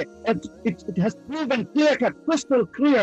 It is more clear than the crystal that to discuss, to commemorate the birth of the prophets and the apostles. It is the tradition of Allah subhanahu wa ta'ala. আজকে যখন আমরা কোরআন পড়ি, এই নবীদের জন্ম বৃত্তান্ত আমরা যখন পড়ি, প্রতি অক্ষরে অক্ষরে 10 নেকি হাসিল হয়। এটা কেমনে সম্ভব? অন্য সব নবীর জন্ম বৃত্তান্ত আলোচনা করলে নেকি হবে, আর নবী মুহাম্মদ রাসূলুল্লাহ সাল্লাল্লাহু আলাইহি ওয়াসাল্লামের জন্ম আলোচনা করলে এটা বিদআত হবে। আমাদের খণ্ডজ্ঞান কোথায় গেল? আল্লাহ রাব্বুল আলামিন ইরশাদ করছেন, ইয়াহইয়া আলাইহিস সালাম বলতেছেন, ওয়া সালামুন আলাইহি ইয়াওমা উলিদা ওয়া ইয়াওমা ইয়ামুতু ওয়া ইয়াওমা ইউবআতু হাইয়া, salam and peace be upon him, ইয়াওমা উলিদু, the day he was born. Birth, milad, the word walada yalidu mentioned clear cut in the book of Allah subhanahu wa ta'ala. একটু পরে আল্লাহ রাব্বুল আলামিন 33 নম্বর আয়াতের সূরা মারইয়ামে আল্লাহ তাআলা ইরশাদ করছেন ঈসা আলাইহিস সালামের জন্মের ব্যাপারে, ওয়াসসালামু আলাইকুম, peace be upon me the day I was born, wa yawma amut, the day I will die, and the day I will be resurrected. Allahu Akbar. So many verses, more than, I have 12 verses. I'm not even quoting one single hadith, although I have in front of me the Sahih hadith. One hadith is in Bukhari Sharif about the itaqa of the freeing the slavery of Suwayda, and another hadith in Muslim which our brother has quoted. Subhanallah, it's clear that to celebrate মিলাদুন নবী সাল্লাল্লাহু আলাইহি ওয়াসাল্লাম, এটা প্রমাণিত কোরআন দ্বারা, এটা প্রমাণিত হাদিস দ্বারা, এটা প্রমাণিত ইজমাউল উম্মত দ্বারাও, এটা পৃথিবীর 120টি দেশের 25টি Darul Ifta, the legitimate body of Islamic law and jurisprudence, including all the major Muslim countries of the world, they already consensus that it is allowed in Islam. Not only allowed, it is a remarkable and it is a rewardable act. Not only that, Al-Qiyas also says, so Quran, Sunnah, Ijma and Qiyas also says that Darul Ifta in 2020, 28th of October, gave the fatwa, the legal verdict to the world that Miladun Nabi sallallahu alaihi wasallam, it was being practiced from the date 1 up till today. It was practiced by Rasulullah sallallahu alaihi wasallam. It was practiced by Prophet sallallahu holy companions. It was practiced by all the ulamas and the masses of the community. সম্মানিত দর্শক শ্রোতা, ওনারা বলতেছেন যে এটা বিদআত, এটা এবং যেই দলিলগুলোর ভিত্তিতে ওনারা বিদআত বলেন, আমার আফসোস লাগে। আচ্ছা, ওই দলিলে ওনারা ওই দলিলে ওনাদের দলিলের টাইটানিক ডুবে যাবে, নিউ ইয়র্ক পর্যন্ত পৌঁছবে না। ওনারা যদি বলেন এটা বিদআত, যেটা নবী করেননি, সাহাবী করেননি, তাহলে আমি বলবো আজকে আমাদের বাংলাদেশের, আমি একটু করে সময় নিয়ে বলবো। আমি সময় আর দিতে পারছি না, ধন্যবাদ আপনাকে। আমি প্রথমে ধন্যবাদ জানাচ্ছি শ্রদ্ধা ভরে আমাদের সম্মানিত আলোচকদেরকে। উপস্থিত আছেন ইরশাদ আহমদ আল বুখারী হাফিজাহুল্লাহ সাইয়্যিদ, আছেন মুহতারাম মুফতি আনসারুল করিম আল আশারি, উপস্থিত আছেন আমাদের মুহতারাম মুফতি রেজাউল করিম আবরার। দেশ ও প্রবাস থেকে যারা আমাদেরকে দেখছেন, আপনাদের সকলকে জানাচ্ছি ধন্যবাদ, মোবারকবাদ। দর্শক, আমি আমার মূল আলোচনায় যাওয়ার আগে আমাদের শ্রদ্ধাভাজন সম্মানিত আলোচক অত্যন্ত আবেগ, ভালোবাসা এবং মহব্বত নিয়ে যে কিছু কথা বলেছেন, যেহেতু আমাদের এটা আলোচনা, পর্যালোচনা বলতে পারেন, ডিবেটের পর্যায়ে, যার জন্য কিছু কথা বলতে চাচ্ছি। আমাদের সম্মানিত আলোচক মুফতি রাজাউল করিম আবরার সাহেব যখন মূলত হাদিস থেকে, নবীজির আমল থেকে, সাহাবায়ে কেরাম থেকে প্রমাণের কথা বলেছিলেন, তো আমাদের সদাগর আনসারুল করিম হাফিজুল্লাহ তিনি সেখানে কিছু দলিল দিয়েছেন। দলিলের মধ্য থেকে প্রথম দলিল তিনি দিয়েছেন যে বাংলাদেশ সহ বিশ্বের বিভিন্ন দেশে ঈদে মিলাদুন নবী উদযাপিত হচ্ছে, সুতরাং যদি কেউ বিরোধিতা করে তাহলে সেটা রাষ্ট্রদ্রোহিতা হবে। আমি এক্ষেত্রে অত্যন্ত শ্রদ্ধা ভরে এবং মোহতারাম আনসারুল করিম হাফিজুল্লাহকে উসুলের শরিয়ার প্রতি নজর করে কথা বলার জন্য অনুরোধ করবো, এবং আশা করি তিনি একজন খুবই বিজ্ঞজন এবং ইন্টারন্যাশনাল লেভেলে কাজ করেন, এই ব্যাপারে তার ধারণা আছে। আসলে দিন কখনোই কোনো রাষ্ট্রের মান্যতা অমান্যতা, রাষ্ট্র চাপিয়ে দেওয়া না চাপিয়ে দেওয়ার উপর নির্ভরশীল না, এবং গোটা বিশ্ব কোথায় গেল না গেল সেটার উপরও নির্ভরশীল না। সারা পৃথিবী থেকে যখন দিন ইসলাম উঠে গিয়েছিল তখনই নবীজির আগমন হয়েছে। তখন যদি সারা পৃথিবীর সব মানুষ বলতো মোহাম্মদ এমন কিছু দাওয়াত দিচ্ছে যে দাওয়াতটা গোটা বিশ্ব, যে সিচুয়েশন, যে পরিবেশ আছে সেটার বিরোধী, পরিক্রমার বিরোধী, তাহলে কিন্তু আজকের দিন ইসলাম এস্টাবলিশড হতে পারতো না। সুতরাং এটা একটা নিছক আবেগের কথা এবং এটা একটা অ্যাটাকিং কথা যে আমরা রাষ্ট্রদ্রোহী কোনো কাজ করছি না। প্রিয় মোহতারাম, আসলে মূলত কোনো সরকার স্বীকৃতি দিল কিনা, কোনো রাষ্ট্র সেটা করে কিনা, অথবা কোনো রাষ্ট্রের সেটা কোন পর্যায়ে থাকে, যদি আমরা এভাবে দিনের শরীয়তের বিষয়গুলোকে নিয়ে যাই, তাহলে অতীতের বহু খারাফাতকে আমরা দেখব, যেগুলো ঢুকানো হয়েছে কখনো কখনো বিভিন্ন বিধর্মীয় রাষ্ট্রনায়কদের পক্ষ থেকে। আজকের দিনেও বিশ্বের বিভিন্ন জায়গায় বিভিন্ন বিধর্মীরা কিন্তু আমাদের ইসলাম মুসলমানদের উপর বহু জিনিস চাপিয়ে দেয়। সুতরাং সব জায়গায় আমাদেরকে এই নীতিমালা কিন্তু দেখানো যাবে না। নাম্বার 2 হচ্ছে আমাদের শ্রদ্ধাভাজন আনোয়ারুল করিম হাফিজাহুল্লাহ অত্যন্ত আবেগ এবং মহব্বতের সাথেই বলেছেন যে এখানে কোরআনুল কারীম থেকে আমরা দলিল পাচ্ছি ঈদে মিলাদুন নবী পালনের উপর। দেখুন, আজকে কিন্তু আমাদের মূল আলোচ্য বিষয়টা ঈদে মিলাদুন নবী। 12 রবিউল আউয়ালকে কেন্দ্র করে যেভাবে ঝাঁকজমকতার সাথে একেবারে আলাদা একটা রূপে, ভিন্নভাবে এবং গুরুত্ব সহকারে আদায় করা হয়, যারা এটা উদযাপন করে না, যেমন এখানে রাষ্ট্রদ্রোহী আমাদেরকে বলে ফেলা হলো, একইভাবে ওয়াহাবি বলা হচ্ছে, নবীর দুশমন বলা হচ্ছে, নবীর মহব্বত নাই, নবীর মহব্বত থাকতে পারে না যারা ঈদ পালন করে না। এই যে একটা থিম তৈরি হলো, একটা চিন্তা তৈরি হলো, একটা আবেগ তৈরি হলো, আলোচনার বিষয় কিন্তু এটা। এবং আমি খুবই ধন্যবাদ জানাবো আমাদের মোহতারাম সাগর ভাইকে যে তিনি খুবই সুচিন্তিত একটা চমৎকার শিরোনাম দিয়েছেন যে ঈদে মিলাদুন নবী উম্মার জন্য কতটুকু জরুরি। এটা অত্যন্ত চমৎকার এবং আমি মনে করি সময় উপযোগী, এবং বিশেষ করে আমাদের জন্য, আমরা যারা দিন নিয়ে কাজ করতে চাই, ইসলাম নিয়ে কাজ করতে চাই, এটা আমাদের জন্য খুবই চমৎকার একটা শিরোনাম। যাই হোক, আমি মূল কথায় যাই। আমাদের শ্রদ্ধাভাজন তিনি বেশ কিছু আয়াত দিয়েছেন, আমি নোট করেছি। সূরা আম্বিয়ার 107 নম্বর আয়াত, সূরা মায়েদার 16 নম্বর আয়াত, সূরা মায়েদার 114, সূরা ইব্রাহিমের 10, আরো বেশ কিছু আয়াত কারিমা নিয়ে আসছেন। আমি অবশ্যই জানি আমাদের মোহতারাম আনসারুল হক হাফিজাহুল্লাহ তিনি একজন বিজ্ঞ আলেম দ্বীন এবং তিনি তাফসীরের ব্যাপারেও অবগত হবেন। তিনি যে সমস্ত আয়াতে কারিমাগুলো বলছেন আমি দ্বিমত করছি না, আয়াতে কারিমাগুলো কোরআনুল কারীমের মধ্যেই আছে। কিন্তু এই আয়াতে কারিমা থেকে উদ্দেশ্য কি হবে? এই ক্ষেত্রে যেহেতু কোরআনের জন্য যেটা গৃহীত পন্থা বা যে ভাষ্য আমরা গ্রহণ করি সেটাকে বলা হয় তাফসীর। আর আমরা জানি মুফাসসিরিনরা তাফসীরের জন্য 4টা স্বীকৃত মূলনীতি এখানে উল্লেখ করেছেন। 1 নম্বর তাফসীরুল আয়াতি বিল আয়া, 2 নম্বর তাফসীরুল আয়াতি বিল হাদিস শরীফ وبأقوال النبي صلى الله عليه وسلم وبأعمال النبي صلى الله عليه وسلم। তৃতীয় স্টেপ হচ্ছে بأقوال الصحابة رضوان الله تعالى عليهم أجمعين। নাম্বার 4 হচ্ছে মুফাসসিরিনদের, সালফে সালেহিনদের বা পরবর্তী যুগ পরম্পরায় যাদেরকে মুফাসসির হিসেবে স্বীকৃত দেওয়া হয়েছে তাদের মতামতকে আমরা এখানে গ্রহণ করব। তো আমাদের সম্মানিত আলোচক তিনি এই যে আয়াতে কারিমাগুলোকে দিয়ে কোথাও শুকরের কথা আসছে, শুকর গুজার হওয়ার কথা, কোথাও সম্মিলিতভাবে নিয়ামতের শুকরিয়া আদায়ের কথা আসছে, হযরত ঈসা আলাইহিস সালামের সেই আয়াতে কারিমা ঈদ শব্দ আসছে। এই ঈদগুলো দ্বারা আজকের যে ঈদ মিলাদুন নবী পালিত হচ্ছে, এটা আসলে আয়াতের তাফসীর আয়াত দিয়ে আমরা কি দেখাতে পারবো? আমরা কি হাদিস থেকে দেখাতে পারবো? আমরা কি সাহাবায়ে কেরাম থেকে দেখাতে পারছি? আমরা আমাদের তাফসীরের কিতাবগুলো আছে সেগুলোর কোথাও কিন্তু, যেহেতু একটা সুনির্দিষ্ট স্ট্রাকচার নিয়ে আলোচনা হচ্ছে, সুতরাং ওই স্ট্রাকচারটাকে সাব্যস্ত করা কিন্তু একটা মৌলিক বিষয় এখানে দাঁড়ায়। সুতরাং আমি আয়াতের সামনে নিয়ে কথা বলে ভালো হয়, মাইক্রোফোনের একটা নয়েজ আসছে। জি আচ্ছা।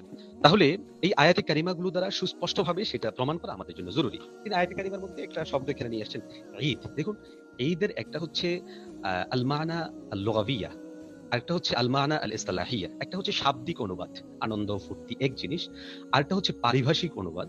হ্যাঁ, যেমন ঈদের কিন্তু পরিভাষা বলতে আমি ঈদ বললেই কিন্তু আমাদের মাথা চলে যায় এই কোরবানির দিকে অথবা রোজার দিকে। হ্যাঁ, তাহলে এটা হচ্ছে পারিভাষিক বিষয় আর একটা হচ্ছে শাব্দিক বিষয়।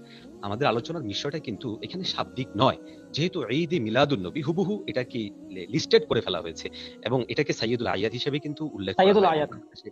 জি মোহতারাম, সাইয়্যিদুল আয়াদ হিসাবে অনেকে কিন্তু সেটাকে পালন করে থাকেন। তাহলে আমাদেরকে অবশ্যই এই আয়াতগুলো থেকে ঠিক কিভাবে উদযাপিত হলো বা আদৌ উদযাপন হয় কিনা সেটা কিন্তু আমাদেরকে ক্লিয়ার হওয়া দরকার। এখানে একটা বিষয় আমি ক্লিয়ার করে আমি মূল আলোচনায় যাব। আমি কিন্তু মূল আলোচনা করিনি, জাস্ট মোহতারামে কিছু আলোচনা জবাব দিয়েছি। মূল আলোচনা যাওয়ার আগে আমি বলবো, রাসূলুল্লাহ সাল্লাল্লাহু আলাইহি ওয়াসাল্লামের জীবনী আলোচনার ব্যাপারে আমরা সবসময়ই পজিটিভলি রাসূলুল্লাহ সাল্লাল্লাহু আলাইহি ওয়াসাল্লামের জীবনী আলোচনা করা, বিভিন্ন সাইড নিয়ে আলোচনা করা, যেটাকে মিলাদ বলা হয়, হ্যাঁ, সেই ব্যাপারে আমাদের ওলামায়ে দেব সবসময় বলে আসছে। কিন্তু সুনির্দিষ্ট স্ট্রাকচার দিয়ে, রূপ দিয়ে, ইবাদত দিয়ে, এবং যারা ওই রূপে বা নির্দিষ্ট সূরতে করবে না তাদেরকে রাসূলের দুশমন বানিয়ে ফেলা, অথবা নির্দিষ্ট একটা সূরত অবলম্বন করা, অথবা দাঁড়িয়ে যাওয়া, হাজের নাজের মনে করে দাঁড়িয়ে যাওয়া, মূলত কিন্তু আসলে বিতর্কের জায়গাগুলো হচ্ছে নেক্সট স্টেপে যেগুলো যুক্ত হয়েছে সেগুলোর সাথে। অর্থাৎ আমি স্পষ্টতই বলছি, নবীজির জীবনে যদি আলোচনা করা হয় আমরা এতে কখনোই দ্বিমত নই।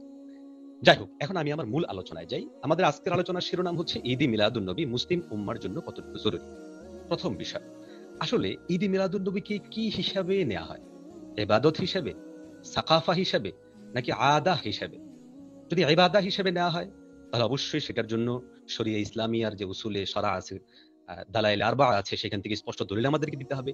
আর যদি সাকাফা হয়, সাকাফাত অর্থাৎ তাহজিব, তামাদ্দুন, সংস্কৃতি, আমাদের ইসলামের সৌন্দর্য ফুটিয়ে তোলা, আমরা বিশ্বকে দেখাতে চাই যে আমাদের একটা কিছু, তাহলে এই সাকাফাটা অবশ্যই আমার সম্মানিত দুজন আলোচক আমার সাথে অবশ্যই সম্মত হবেন যে আমাদের সাকাফাতে এমন কিছু কিন্তু প্রবেশের সুযোগ নাই যেই সাকাফাটা ইহুদিবাদের সাথে মিলবে, খ্রিস্টবাদের সাথে মিলবে। কেন আমরা দেখি যে মহাজ ইবাদতের মধ্যেও যেন ইহুদিবাদের সাথে বিরোধিতা করা হয়। এই জন্য আশুরা রোজা কিন্তু দুটো রাখতে বলা হয়েছে। সেখানে নবীজি স্পষ্ট বলেছেন তোমরা এগুলোর মধ্যে কিন্তু ইহুদিদের বিরোধিতা করো, কুফারদের বিরোধিতা করো। একইভাবে আমাদেরকে মান তাশাব্বাহা বিকওমিন ফাহুয়া মিনহুম, এই হাদিস দ্বারা স্পষ্ট নবীজি হুমকি দিয়ে রেখেছেন যে তোমাদের মধ্য হতে কেউ যদি ইয়ে করো, কাফের মুশরিকদের তাশবিহ হয়ে যায় এমন কোন ইবাদত তোমরা করে ফেলো, তাহলে কিন্তু সেটা তোমাদের জন্য গৃহীত হবে না। নাম্বার থার্ড হচ্ছে, যদি আদত হয়, অভ্যাসগত কারণে আমরা সেটাকে আলোচনা করতে চাই, তাহলে সেই আদতটা ব্যক্তিগত পর্যায়ে থাকছে কিনা বা সেটাকে অপর উপর চাপিয়ে দেওয়া হচ্ছে কিনা, কারণ এই বিষয়গুলো কিন্তু ধীরে ধীরে অন্য স্টেপে চলে যায়। নাম্বার 2 হচ্ছে ঈদে মিলাদুন নবী, যেটা আজকে আলোচনায় আসছে। এই ঈদে মিলাদুন নবীটা আমাদের যারা মুহতারামরা পক্ষে বলছেন যে এই ঈদে মিলাদুন নবী শরিয়া ইসলামিয়ার মধ্যে আমরা জানি যে ফুকাহাই কেরামগণ এবং সারা পৃথিবীর সমস্ত স্কলারগণ এ ব্যাপারে ঐক্যমত হয়েছেন যে কিছু স্টেপ আছে, যেমন ফরায়েজ, ওয়াজিব, সুন্নাত, মুস্তাহাব, মুবাহ। হ্যাঁ, তো যেহেতু তারা বৈধ মনে করেন, তো বৈধতার কোন স্টেপটাতে আছে? যদি ফরজে থাকে ফরজের দলিল লাগবে, ওয়াজিবে থাকলে ওয়াজিবের দলিল লাগবে, সুন্নতে থাকলে সুন্নতের দলিল লাগবে। স্টেপগুলোর ঠিক কোন জায়গাটা আছে সেটা একটু নির্ধারণ আমাদেরকে করে দেওয়া জরুরি। যতটুকু কথা প্রচারিত হয় বা যতটুকু কথা আমরা জানাশোনা আছে সেটা হচ্ছে যে মুবাহ এবং মুস্তাহাব দাবি করা হয়ে থাকে। কিন্তু সেই মুবাহ এবং মুস্তাহাব দাবি করার পর সেটাকে শুধু মৌখিকভাবে বললেও কিন্তু পালনগত দিক থেকে যে কিন্তু সেটার মধ্যে সীমাবদ্ধ থাকা হচ্ছে না, বরং এখানে অনেক দূর অগ্রসর হয়ে যারা এটা করেন না তাদেরকে দুশমনের রাসূল হিসেবে আখ্যা দেওয়া হচ্ছে, তাদেরকে ওহাবি হিসেবে আখ্যা দেওয়া হচ্ছে, বা কেউ ঈমান থেকে অনেক সময় খারেজ করে ফেলে। এজন্য উনাদের এই বিষয়টা সাফ হওয়া দরকার যে আসলে ঈদে মিলাদুন নবী স্টেপটা কতটুকু। আমাদের আলোচনার শিরোনামের একটা চমৎকার পয়েন্ট হচ্ছে যে মুসলিম উম্মার জন্য কতটুকু জরুরি। দেখুন, আমি আগেই বলেছি যে জরুরি বা যেটাকে আরবিতে বলে জরুরত, এই জরুরতের দুইটা সাইড রয়েছে। একটা হলো আজ-জরুরা আশ-শারঈয়্যা, শারঈ প্রয়োজন। আরেকটা হচ্ছে জরুরায়ে শারঈয়্যার সাথে মৌলিকভাবে না কিন্তু প্রাসঙ্গিকভাবে সেটার সম্পৃক্ততা আসে। আমি স্পষ্টতই বলছি যে এটা শরঈ জরুরতের মধ্যে এটা অন্তর্ভুক্ত করার কোনো সুযোগ নেই। প্রসঙ্গক্রমে আমি আবারও আমাদের মুহতারাম আনসারুল হক সাহেবের যে সমস্ত আয়াতে কারিমাত গিলে তিনি ঈদে মিলাদুন নবী উত্থাপন করার চেষ্টা করেছেন সেগুলোর দিকে যেতে হচ্ছে যে জরুরতের শরিয়া যদি কোনো থাকতো এবং এটা এতটাই বেশি গুরুত্বপূর্ণ হতো তাহলে কিন্তু আল্লাহ রাব্বুল আলামিন কোরআনুল কারীমের মধ্যে এই ব্যাপারে সুস্পষ্ট বক্তব্য দিতেন। এখন প্রশ্ন হতে পারে আমাদের মুহতারাম আনসারুল হক সাহেব যে আয়াতে কারিমাগুলো দিয়েছেন সেগুলো কি স্পষ্ট না? হ্যাঁ, সেগুলোর অর্থ স্পষ্ট, অনুবাদ স্পষ্ট, কিন্তু যেটাকে বুঝাতে চাচ্ছেন সেটার জন্য এই আয়াতে কারিমাগুলো না অন্য আয়াত বলছে, না অন্য হাদিস বলছে, না সাহাবায়ে কেরামের আমল থেকে পাওয়া যাচ্ছে, আচ্ছা স্বয়ং রাসূলুল্লাহ সাল্লাল্লাহু আলাইহি ওয়াসাল্লামের উপরেতেও এই আয়াতে কারিমাগুলো অবতীর্ণ হয়েছে। তো প্রিয় রাসূল সাল্লাল্লাহু আলাইহি ওয়াসাল্লাম তার জীবনী তো কখনো ঈদে মিলাদুন নবীর আজকের যে স্ট্রাকচারটা আমরা পালন করছি নবীজি সেটা করেছেন কিনা? হ্যাঁ, আমাদের আলোচক রেজাউল কারীম সাহেব হাফিজাহুল্লাহ আলোচনা থেকে ফুটে উঠেছে নবী যেটুকু করেছেন ইয়াউমুল ইসনানের মধ্যে রোজা রেখেছেন। তাহলে আমরা করলে এতটুকু করতে পারি যে আমরা সেই জন্মকে উপলক্ষ করে সর্বোচ্চ রোজা রাখতে পারি। তাহলে আমরা বুঝলাম যে শরঈ জরুরতের এটা অন্তর্ভুক্ত নয় হলে আল্লাহ ব্যাপারে আয়াত নাজিল করতেন, নবীজি করতেন, সাহাবায়ে কেরাম করতেন, তাবিঈ করতেন, এদের কারো কাছ থেকে কিন্তু স্পষ্টতর প্রমাণ এখানের মধ্যে পাওয়া যাচ্ছে না। দ্বিতীয় নাম্বার হচ্ছে আমাদের সমস্ত মাসাইলগুলো সাফ ভাবে কোরআন হাদিস থেকে আইম্মে মুস্তাহিদিনগণ সব বিষয়ের উপর পরিষ্কার আলোচনা করেছেন। একেবারে একটা মানুষের পবিত্রতা থেকে নিয়ে শুরু করে একবারে কবর পর্যন্ত পৌঁছতে যে বা একটা মানুষ জন্ম থেকে নিয়ে শুরু করে মৃত্যু পর্যন্ত সবকিছু আলোচনা করেছেন। বাট যার ইমামের কোনো ইমাম এই ঈদ এ মিলাদুন নবীর আজকে যে ঈদ, অনেক কিতাবের মধ্যে আয়াতের আলোচনা আসছে, কোন কিতাবের মধ্যে কি ঈদ এ মিলাদুন নবী এই শিরোনাম আমরা কোনো আলোচনা পাবো না, আমরা সেখানে কোনো আলোচনায় আমরা পাচ্ছি না। আরেকটা মৌলিক বিষয় হচ্ছে যে এখানে এই ঈদ এ মিলাদুন নবীটা পালন করা হলে এটা সোয়াব কি হবে আমাদের জন্য। হ্যাঁ, তাহলে বোঝা যাচ্ছে যে শরঈ জরুরত যদি বলি তাহলে শরঈ জরুরতের কোনো অন্তর্ভুক্তের মধ্যে এটা পড়ছে না। থাকলো প্রাসঙ্গিক প্রয়োজন, যেমন রাসূলুল্লাহ সাল্লাল্লাহু আলাইহি সাল্লামের জীবনী সম্পর্কে উম্মাহকে অবগত করা, রাসূলুল্লাহ সাল্লাল্লাহু আলাইহি সাল্লামের প্রেম ভালোবাসার উপর উম্মাহকে উদ্বুদ্ধ করা, আপনি শেষ নবী করুন। দুশমনদের প্রতি পুরা উম্মাহকে ঐক্যবদ্ধ করার জন্য চেষ্টা করা, সেটা যদি হয় তাহলে চমৎকার। সেটার জন্য নবীজির জীবনী আলোচনার জন্য যে আপনাকে ধন্যবাদ, স্টেপ রয়েছে, আপনাকে সিরাতুন ধন্যবাদ নবী সাজিদ আলোচনা ভাই, আছে, আপনাকে ধন্যবাদ। আপনার সময় শেষ, আমি আপনাকে আর কন্টিনিউ করতে দিতে পারছি না। ধন্যবাদ। সময় হাদিস শরীফের মধ্যে আছে আল মুমিনু ইযা ওয়াদা ওয়াফা, মুমিনের আলামত হচ্ছে যখন ওয়াদা করে তখন আর ওয়াদা খেলাফি করে না। তো আপনাকে যেহেতু ওয়াদা করেছিলাম এই জন্য উপস্থিত হয়েছি, আলহামদুলিল্লাহ। সর্বপ্রথমে হুজুর এখানে এক্সট্রা টাইম আপনাকে অবশ্যই দেব, কিন্তু এই সকল বিষয়ে মুরব্বীদের কাছে, আপনাদের মতো যারা সিনিয়র আলম তাদের কাছে তো মানুষ জানতে চাইবে, জুনিয়ররা তো আপনাদের কাছে জানতে চাইবে। তো জুনিয়রদের সাথে বসাতে সমস্যা কি আছে কিনা, আমাদের কি ইসলামে কোথাও নিষিদ্ধ আছে জুনিয়রদের সাথে বসার জন্য? তাছাড়া যত সুন্দর তাহলে সাধারণ মানুষ যারা আপনাকে না বললো তাদের প্রতি আপনার কোনো মেসেজ আছে কিনা এই ব্যাপারে? আসলে বলবো যে তারা হয়তো বেশি মহাব্বত করে ফেলছেন, এটা একটা কারণ হতে পারে, বা এটা হতে পারে যে চাননি যে আমি বসি। অনেকগুলো কারণ হতে পারে, আল্লাহ আলিমুল গায়ব, আল্লাহ ভালো জানে। তবে আমি মনে করি যে এরকম বিষয় ইসলামের কোনো কিছু গোপনীয় আছে কিনা, এখানে কোনো লড়াই নেই। আমি আপনার সাথে ডেফিনেটলি বিয়াদবি নেবেন না। ইসলামে কি কোনো কিছু গোপন রাখবার মতো কোনো কিছু আছে যে হ্যাঁ এটা গোপন থাকুক, প্রকাশ করা যাবে না, এই ধরনের কোনো কিছু আছে? না, বিশেষ করে এগুলো প্রকাশ করা, প্রচার করা, এগুলো অনেক ক্ষেত্রে উলামায়ে কেরাম ওয়াজিব বলেছেন। বিশেষ করে আকীদার প্রচার করা এটাকে ওয়াজিব বলা হয়েছে। যাই হোক, আলহামদুলিল্লাহ, আপনাকে আবার ধন্যবাদ। আমি আপনাকে অবশ্যই, আপনার টাইম এই মাত্র শুরু হলো, যারা আপনাকে আমাদের যারা শুনছেন, আমাদেরকে দেশ ও প্রবাসের সবাইকে ধন্যবাদ জানাচ্ছি, এবং পবিত্র রবিউল আউয়াল মাসের সকলকে ঈদ মিলাদুন নবীর মোবারকবাদ জানাচ্ছি। আসুন, আজকে প্রশ্ন করা হয় যে মিলাদুন নবী সাল্লাল্লাহু আলাইহি সাল্লাম বা ঈদে মিলাদুন নবী সাল্লাল্লাহু আলাইহি সাল্লাম মানানো যাবে কি যাবে না, এটা প্রশ্ন করা হয়। আসলে একটা জিনিস মনে রাখতে হবে যে আমাদের ইসলামের মধ্যে রিসার্চের দরজা খুলে দেওয়া আছে। ইউ ক্যান গো, আপনি যান এবং রিসার্চ করেন।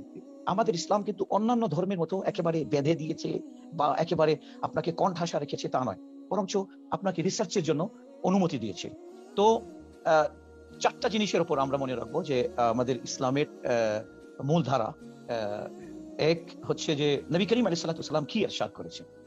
নাম্বার 2, নবী করিম আলাইহিস সালাতু ওয়াস সালাম কি করেছেন। নাম্বার 3, নবী করিম আলাইহিস সালাতু ওয়াস সালাম কোনটা জিনিস থেকে বাধা দিয়েছেন। এবং নাম্বার 4, নবী করিম আলাইহিস সালাতু ওয়াস সালাম কোন বিষয়ে বাধা দেন নাই। এটার উপর কিন্তু ইসলাম সামনের দিকে যাচ্ছে। কথা বলছেন?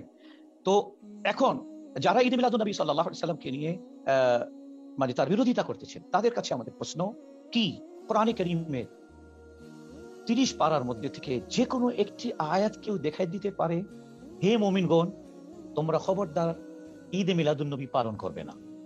কিংবা কি হাদিস শরীফের মধ্যে প্রকাশ্যে রাসূলুল্লাহ সাল্লাল্লাহু আলাইহি সাল্লামের কোনো হাদিস কেউ দেখাই দিতে পারে যে নবী করিম আলাইহিস সালাতু ওয়াস সালাম মানা করেছেন ঈদে মিলাদুন নবী পালন করবে না?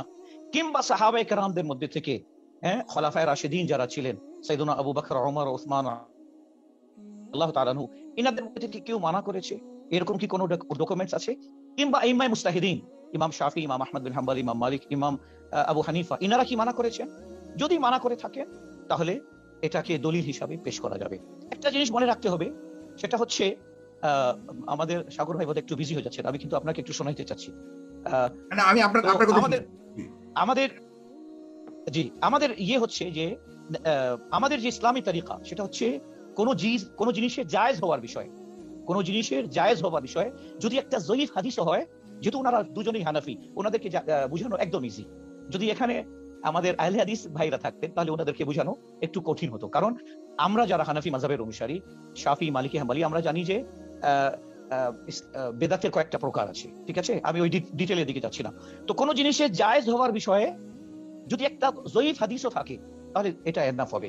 কিন্তু কোন জিনিসের নাজায়েজ ও হারাম হওয়ার বিষয়ে কোরআনের প্রকাশ্য আয়াত থাকতে হবে, কিংবা একেবারে নাসসে কাতাই হাদিস থেকে কোন সহিহ হাদিস বা হাদিসে মুতাওয়াতির থাকতে হবে।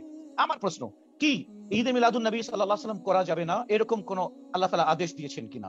কিংবা রাসূলুল্লাহ সাল্লাল্লাহু আলাইহি ওয়াসাল্লাম নিষেধ করেছেন কিনা, কিংবা সাহাবায়ে কেরামদের মধ্যে কোনো সাহাবী নিষেধ করেছেন কিনা, কিংবা কোনো স্কলার, বিশেষ করে যারা সকলের কাছে গ্রহণযোগ্য, ইমাম আবু হানিফা, ইমাম শাফি, ইমাম আহমদ বিন হাম্বল, ইমাম মালিক, ওনারা মানা করেছেন কিনা। যখন এটা আমরা ঘাটবো তখন দেখবো যে না, এরকম কোনো আমরা দলিল পাই না। ওনার একটি প্রশ্ন ছিল, বেশ কয়েকটি প্রশ্ন করেছেন, তার মধ্যে উনি যে হাদিস শরীফটা পেশ করেছিলেন আমাদের আবরার সাহেব, উনি দেখেন ওখানে রাসূল করিম আলাইহিস সালাত, প্রথম তো হাদিসের রাবি এবং কোনো মানে গ্রহণযোগ্য ওটা কোনো হাদিস না, সিহাসিত্তার কোনো হাদিস উনি পেশ করেননি। যাই হোক, এরপরেও আমি ওনার হাদিসকে কিছুক্ষণের জন্য মেনে নিচ্ছি যে রাসূলুল্লাহ সাল্লাল্লাহু আলাইহি ওয়াসাল্লাম ইরশাদ করেছেন যে তোমরা কোনো দিনকে বা কোনো মাসকে ঈদ বানাইও না, হ্যাঁ, নিজের পক্ষ থেকে বানাইও না। অফকোর্স আমরা কোনো দিনকে বা কোনো মাসকে ঈদ, যেখানে 2 রাকাত ওয়াজিব নামাজ হবে, ঠিক আছে, এই ধরনের ঈদ বানাতে মানা করেছেন, কিন্তু ঈদ খুশির অর্থে মানা করেনি। উনি দলিল চেয়েছেন যে এরকম কোন দলিল আছে নাকি। আসুন আমি আপনাকে ওনাকে দলিল দেই। সাহেব মাওয়াহিবুল লাদুনিয়া, হ্যাঁ, যিনি আল মাওয়াহিব লিখেছেন, প্রথম খণ্ড, ভলিউম নাম্বার 1 এবং পেজ নাম্বার 148, মাসাবাত সুন্নতি, এখানে 155 এর মধ্যে উনার একটা ফতোয়া নকল করা হয়েছে। সেখানে উনি বলেন, ফারাহিমাল্লাহু ইমরান ইত্তাখাযা লায়ালি শাহরি মাউলিদিহি আল মুবারাকি আয়াদান। যার তরজমা হচ্ছে, আল্লাহ সুবহানাহু ওয়া তাআলা ওই বান্দাদের উপর মেহেরবানি করুন, দয়া করবেন, যারা নবী করিম আলাইহিস সালামের মিলাদের রাত দিনকে ঈদ হিসাবে, শুধু ঈদ বলেন নাই, বলছেন আয়াদান, অর্থাৎ সকল ঈদের সেরা ঈদ হিসাবে গ্রহণ করেছে। সুবহানাল্লাহ, কথা বলছেন, এটা হচ্ছে ওনার জবাব। আমরা এরপরে যাচ্ছি যে এটা রাসূলুল্লাহ, একটা জিনিস মনে রাখতে হবে, আজ যদি আমাদের নিউ জেনারেশনকে আপনি যদি না জানান, আচ্ছা, সেকেন্ড উনি একটা কোশ্চেন করেছেন যে এই ঈদ শব্দটা আসলে দেখুন, ঈদ এখানে ঈদ যেভাবে কোরবানি ঈদ এবং ঈদুল ফিতর, ঈদুল আযহা যেভাবে ওয়াজিব, এখানে কোরবানি করা ওয়াজিব, ঈদুল আযহার মধ্যে ঈদুল ফিতরে 2 রাকাত নামাজ পড়া ওয়াজিব, এবং ঈদুল আযহার মধ্যেও কোরবানির পর ঈদের নামাজ পড়া ওয়াজিব। এই ঈদের মধ্যে কিন্তু এটা নেই, কারণ এই ঈদটা আল্লাহ এবং তার রাসূল সাল্লাল্লাহু আলাইহি সাল্লাম এটাকে ওয়াজিব করেনি, এটা আপনার ইখতিয়ারের উপর ছেড়ে দিয়েছেন। If you want you can do, আপনি যদি চান আপনি করতে পারেন। এটা মুস্তাহাবের মধ্যে পড়ছে, এটা ফরজ কিংবা ওয়াজিব নয়, ঠিক আছে। এটাকে ফরজ এবং ওয়াজিব যারা বলে আমরা তাদের বিরোধিতা করি, কিন্তু যারা এটাকে হারাম বলে আমরা তাদেরও বিরোধিতা করি। কেন? ইসলামের মধ্যে আপনি নিজের পক্ষ থেকে কোনো জিনিসকে হারাম বলবেন তা হবে না। ফর এক্সাম্পল দেখেন, আপনি তো বোধহয় ইউকে তে থাকেন নাকি সাগর ভাই? কানাডা। হুজুর আমি কানাডাতে। আপনি দেখেন ওখানে কানাডাতে থাকেন, ওখানে দেখেন আপনি যেখানে আপনি গাড়ি পার্কিং করবেন কোনো জায়গায় লেখা নেই you can park in this play, কোনো জায়গায় লেখা নেই, কিন্তু এমন কিছু কিছু জায়গা আছে নো পার্কিং লেখা আছে। মানে আপনি যেখানে নো পার্কিং লেখা আছে ওখানে গাড়ি আপনি স্টে করতে পারেন না, পার্কিং করতে পারেন না। অর্থাৎ যেগুলো নিষেধ জায়গা আছে সেখানে উল্লেখ করা আছে। এভাবে কোরআনে কারীমের মধ্যে, হাদিসের মধ্যে যেগুলোকে আল্লাহ সুবহানাহু ওয়া তাআলা হারাম বলেছেন উল্লেখ করে দিয়েছেন, যেগুলোকে নাজায়েজ বলেছেন উল্লেখ করে দিয়েছেন, যেগুলোকে নাজায়েজ বলা হয় নাই এগুলোকে উল্লেখ করা হয়নি, মানে এগুলো করা জায়েজ। এবং আসুন, আমাদের বিধানের একটা কিতাব আছে, ওই কিতাবের নাম হচ্ছে ওই কিতাবের নাম হচ্ছে উসুল শাসি। ওনারা হয়তো পড়েন বা পড়েছেন বা পড়ান এটা। ওখানে একটা কথা আছে যে ফিল আশিয়াই ইবাহা, প্রত্যেকটা জিনিস এটা জায়েজ যতক্ষণ পর্যন্ত নাজায়েজ হওয়া সম্পর্কে কোনো নাসসে কাতঈ থাকবে না। নাসসে কাতঈ যদি না থাকে তাহলে ওটা জায়েজ হবে, তার আগে কেউ এটাকে নাজায়েজ বলতে পারে না। দেখুন উনি মাশাআল্লাহ খুব সুন্দর ঈদের কথা, আগে তো আমরা শুনতাম যারা ঈদে মিলাদুন নবীর বিরোধিতা করে তারা কিন্তু বলে যে এই তৃতীয় ঈদটা কোথায় থেকে নিয়ে আসলো, ঈদ তো দুটো ওনারা তৃতীয় ঈদ কোথায় থেকে নিয়ে আসলো। আল্লাহ তাআলা শুকরিয়া আদায় করছি যে প্রথম এই স্টেজ থেকে তারা সরে গেছে, এখন তারা রিসার্চ করে বের করতেছে যে না, আরো ঈদ আছে, অনেকগুলো ঈদ আছে, ঠিক আছে। এর মধ্যে আমি আপনাকে সুনানে কুবরা, এখানে নবী করিম আলাইহিস সালাতু ওয়াসালামের একটি হাদিস 3097 নবী করিম আলাইহিস সালাতু ওয়াসালাম ইরশাদ করেছেন, ইয়াউম আরাফা, ইয়াউমুন নাহর ওয়া আইয়ামুত তাশরিক ঈদুনা ওয়া ঈদু আহলিল ইসলাম। এটা সহিহ শরীফের মধ্যে আছে, আলবানী এটাকে সহিহ বলেছেন 2419 পৃষ্ঠা। মানে মুসলমানদের ঈদ হচ্ছে আরাফার দিন এবং কুরবানির দিন এবং আইয়ামে তাশরিকের দিন। এবং হুজুর করিম আলাইহিস সালাতু ওয়াসালাম এখানে 5টি ঈদের ঘোষণা করেছেন। এরপরে আসুন রাসূলুল্লাহ সাল্লাল্লাহু আলাইহি ওয়াসাল্লাম আর ইবনে মাজাহ শরীফে বর্ণনা করেছেন, এটা এই হাদিসকে আলবানী সহিহ বলেছেন, যে নবী করিম আলাইহিস সালাতু ওয়াসালাম ইরশাদ করছেন, ইন্না হাযা ইয়াউমু ঈদিন জাআলাহু আল্লাহু লিল মুসলিমিনা, আল্লাহ তাআলা এই জুমার দিন মুসলমানের জন্য ঈদ বানিয়েছেন, সুতরাং ফামান জাআল জুমআতা ফালিয়াগতাসিল, যে ব্যক্তি জুমা পাবে সে যেন গোসল করে। ভাইরা আমার, ঈদ আগে ইনাদের মওকাফ ছিল যে দুই ঈদের বেশি কোনো ঈদ না, কিন্তু এখন ইনারা মানতেছে যে আলহামদুলিল্লাহ যে 2 ঈদের বেশিও ঈদ আছে। তো ইনশাআল্লাহ তাআলা যখন ঈদ মেনে নিল, তো এর সাথে মিলাদুন নবীও যুক্ত করে নেবেন, ঠিক আছে? ঈদে মিলাদুন নবীও কিছুদিন পরে মেনে নেবেন। এবার আসুন, আমাদের ইসলাম অন্য কোন ধর্মের মতো নয়। আমাদের ইসলামে যা কিছু হারাম আছে আল্লাহ তাআলা বর্ণনা করে দিয়েছেন। শুনুন, শুধু জায়েজ জিনিসগুলো যদি আল্লাহ তাআলা বর্ণনা করতেন যে এটা জায়েজ, ওটা জায়েজ, এটা জায়েজ, ওটা জায়েজ, এটা জায়েজ, ওটা জায়েজ, তাহলে কি হতো জানেন? কোরআন 30,000 ভলিউমে হতো।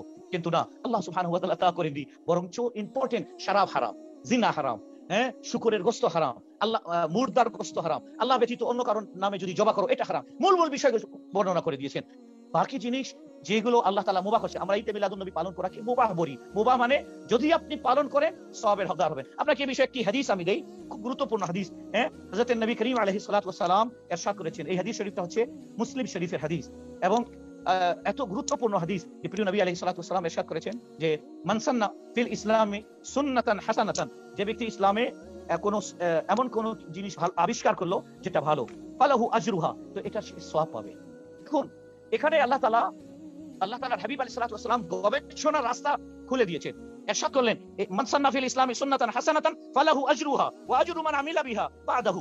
এই হাদিসকে মুসলিম শরীফের প্রথম খণ্ড পৃষ্ঠা নম্বর 327, এরপরে নাসাই শরীফের প্রথম খণ্ড 717, 618, ইবনে মাজাহ শরীফের প্রথম খণ্ড 17 নম্বর, তিরমিজি শরীফের সেকেন্ড ভলিউম 92 নম্বর, ইবনে মাজাহ শরীফের আবার এভাবে করে এই তাবরানী শরীফের মধ্যে দ্বিতীয় খণ্ডের 310 নম্বর পৃষ্ঠায়, মুসান্নাফ ইবনে আব্দুর রাজ্জাকের মধ্যে এটা খণ্ড হচ্ছে 11 খণ্ড পৃষ্ঠা 466, এভাবে করে সুনানে কুবরার মধ্যে, বাইহাকির মধ্যে 4 নম্বর ভলিউম 175 নম্বর পেজ, অনেকগুলো এরকম হাদিস আছে। রাসূলুল্লাহ সাল্লাল্লাহু আলাইহি ওয়াসাল্লাম ইরশাদ করেছেন, মান সান্না ফিল ইসলামি সুন্নাতান হাসানাতান, যে ব্যক্তি ইসলামে নতুন কিছু আবিষ্কার করলো যার দ্বারা মুসলমান উপকৃত হবে, ইসলাম উপকৃত হবে, ফালাহু আজরুহা, এটা সে সওয়াব পাবে।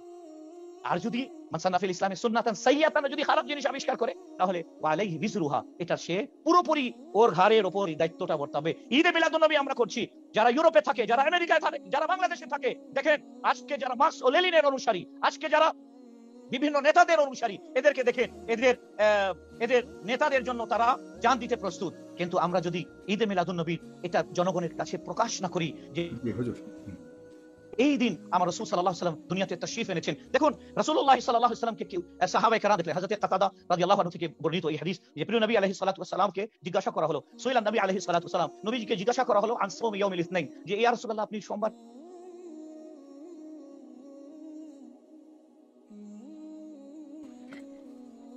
আমি হুজুরকে শুনতে পাচ্ছি না, একটু সমস্যা হচ্ছে, মানে সেখানে নেটওয়ার্কের সমস্যা হচ্ছে। আপনারা কি শুনতে পাচ্ছেন কোনোভাবে? কি আবরার ভাই আপনি শুনতে পাচ্ছেন? নবী সাল্লাল্লাহু আলাইহি ওয়াসাল্লাম বলেন, হ্যাঁ, এই দিন আমি রোজা শোনা যাচ্ছে, এই দিন আমি জন্মগ্রহণ করেছি। আমার সময় শেষ হলে আমি বাস এখানে স্টপ করব। বাস এতটুকু বলবো যে কিয়ামত পর্যন্ত কোন ব্যক্তি একটি আয়াত, কোরআনের একটি আয়াত, হাদিস, একটি সহিহ হাদিস, কিংবা আইম্মা মুস্তাহিদিনদের কোন কওল, কিংবা আমাদের সাহাবায়ে কেরামের কোন কওল যে হে মুসলমানগণ, ঈদে মিলাদুন নবী তোমাদের জন্য হারাম করা হয়েছে, খবরদার এটা পালন করবে না, এরকম কোন দলিল কিয়ামত পর্যন্ত দেখাতে পারবে না। এরপরে সেকেন্ড স্টেপে আমি ওনাদেরকে দেখাবো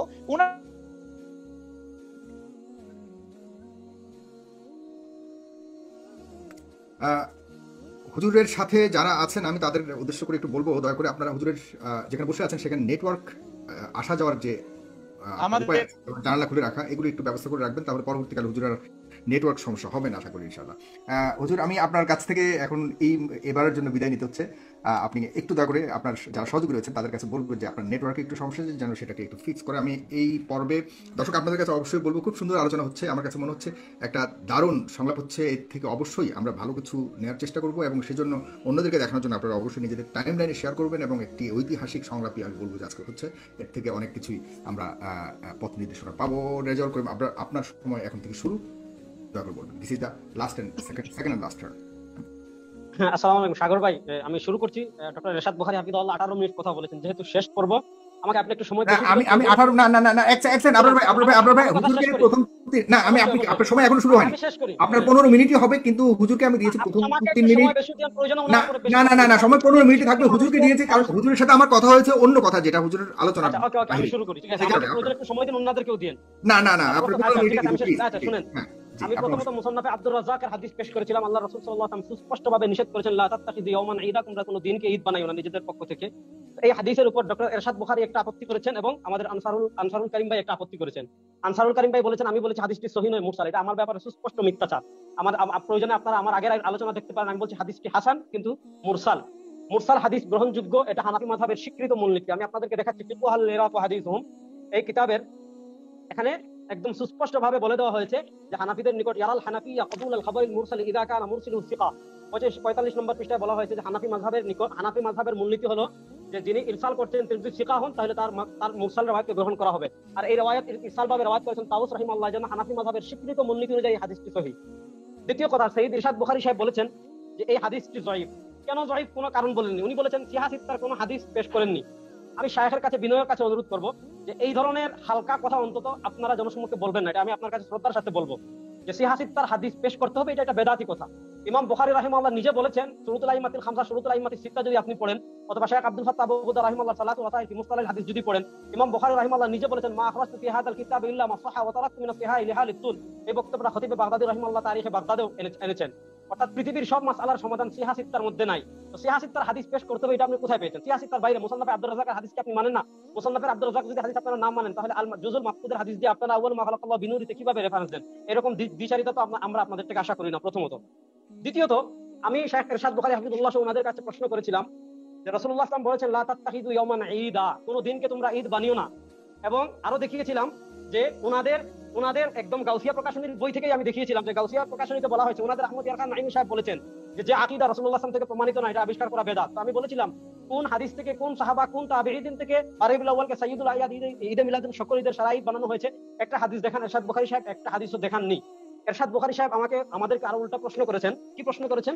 এরশাদ বুখারী সাহেব প্রশ্ন করেছেন উসুলুশ শাশি রসুল দিয়ে বলা হয়েছে আসলুশ শাই ইলবাহা, সব জিনিসের মূল হলো ইবাহা মানে হালাল। সুতরাং কোরআনের কোথায় কিংবা হাদিসের কোথায় নিষেধ করা হয়েছে যে ঈদে মিলাদুন নবী পালন করা যাবে না?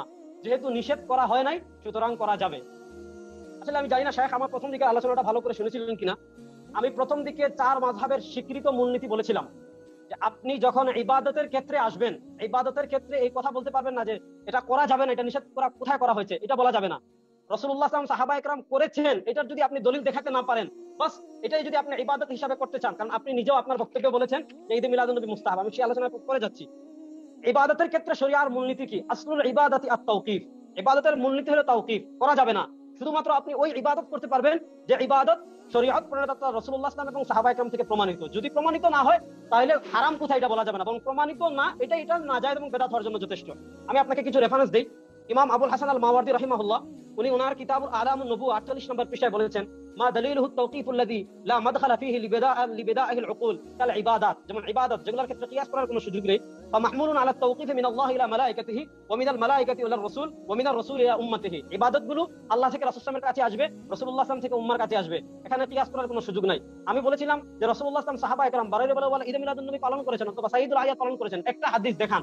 উনি একটা হাদিসও দেখাতে, ওনারা দুইজনের একজনও দেখাতে পারেননি। 2 নম্বর আসেন, হানাফি মাযহাবের উনি উসুলুশ শাশি রেফারেন্স দিয়েছেন। উসুলুশ শাশিতে বলা হয়েছে আসলুশ শাই আল ইবাহা।